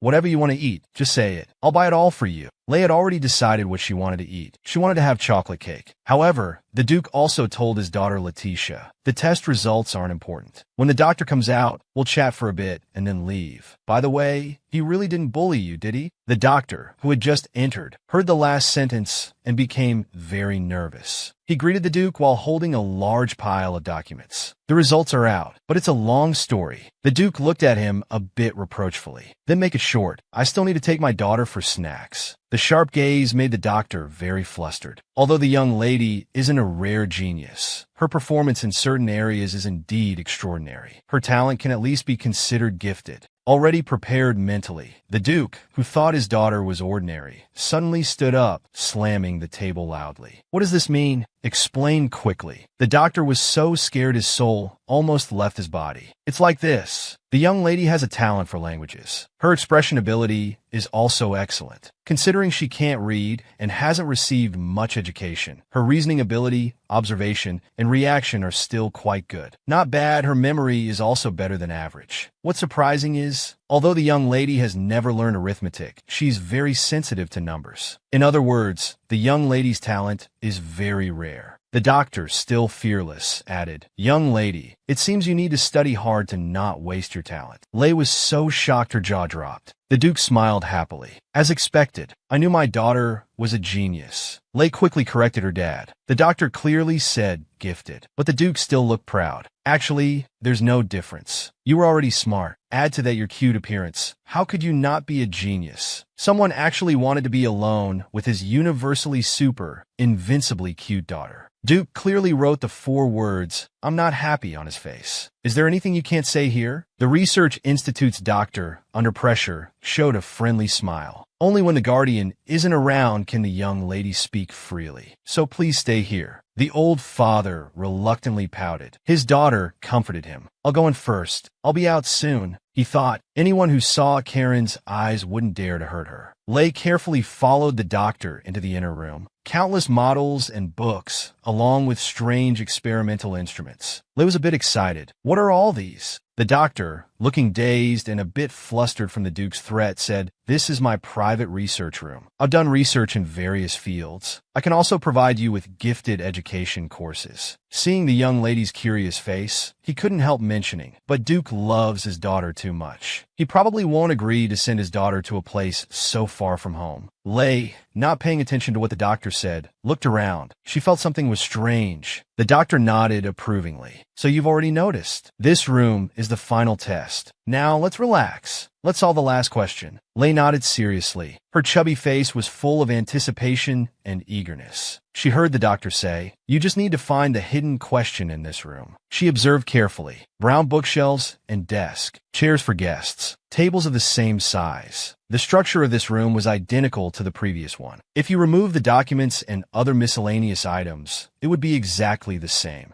She couldn't help but wonder, is this a spot the difference game? Where were the differences between the two rooms? She suddenly noticed something fishy about a painting on the wall. Although both paintings inside and outside the room were landscapes, the one outside depicted a crossroads, while the one inside showed a circular railing and flower beds. Cross and circle. She thought carefully. Then she smiled innocently and asked the doctor, "Is there a book on the shelf with a title that has cross and circle in it? I can't read all the characters yet, so I have to ask you." The doctor exclaimed, "Talented people are indeed different. Although you can't read much, you can still follow the clues through details. This book's title is cross-languaged." The doctor smiled and pulled out a book to give to Lei. The girl didn't relax. "Wait," the doctor said, "follow the clues. So this book might not be the final answer." So she cautiously replied, "I feel like this book might not be the final answer." She examined carefully and found a circular mark on the spot where this book was placed. This circle seemed to be intentionally carved. So now there were two circles, one cross. If the cross symbolized a plus sign, did it mean adding the two circles together or putting them side by side? Lei suddenly looked serious. "That's right, it symbolizes the infinity symbol." She asked the doctor, "Do you have a book called Infinity? Or one that contains these two characters?" The doctor suddenly became extremely excited. He pulled out a long-hidden book called Infinite Love. Opening the book, there was only a note inside. "You're great," the doctor praised generously. "Actually, cross-language was also an answer, but I didn't expect you to consider so much." There were several more test questions after this, but the Duke must be getting impatient. "So let's end here." Lei chuckled. "These questions were really interesting." The doctor pointed to the "You're great" note. "That paper has my research institute's address." He gently patted Lei's shoulder. "Smart children like you, as you grow up, will gradually realize how different you are. I went through the same thing. My job is to specifically help these unique individuals. If you ever feel lost, come find me. The doors of my institute are always open for you." Lei thanked him sincerely. After hearing this, the doctor kindly reminded her, "By the way, the Duke doesn't really care whether you're smart or not. He's so happy because he's proud of your talent." A big exclamation mark popped up on Lei's little head. "How did you know what I was thinking?" At the same time, her previous worry about not being smart enough and not being able to help her father now turned into secret joy.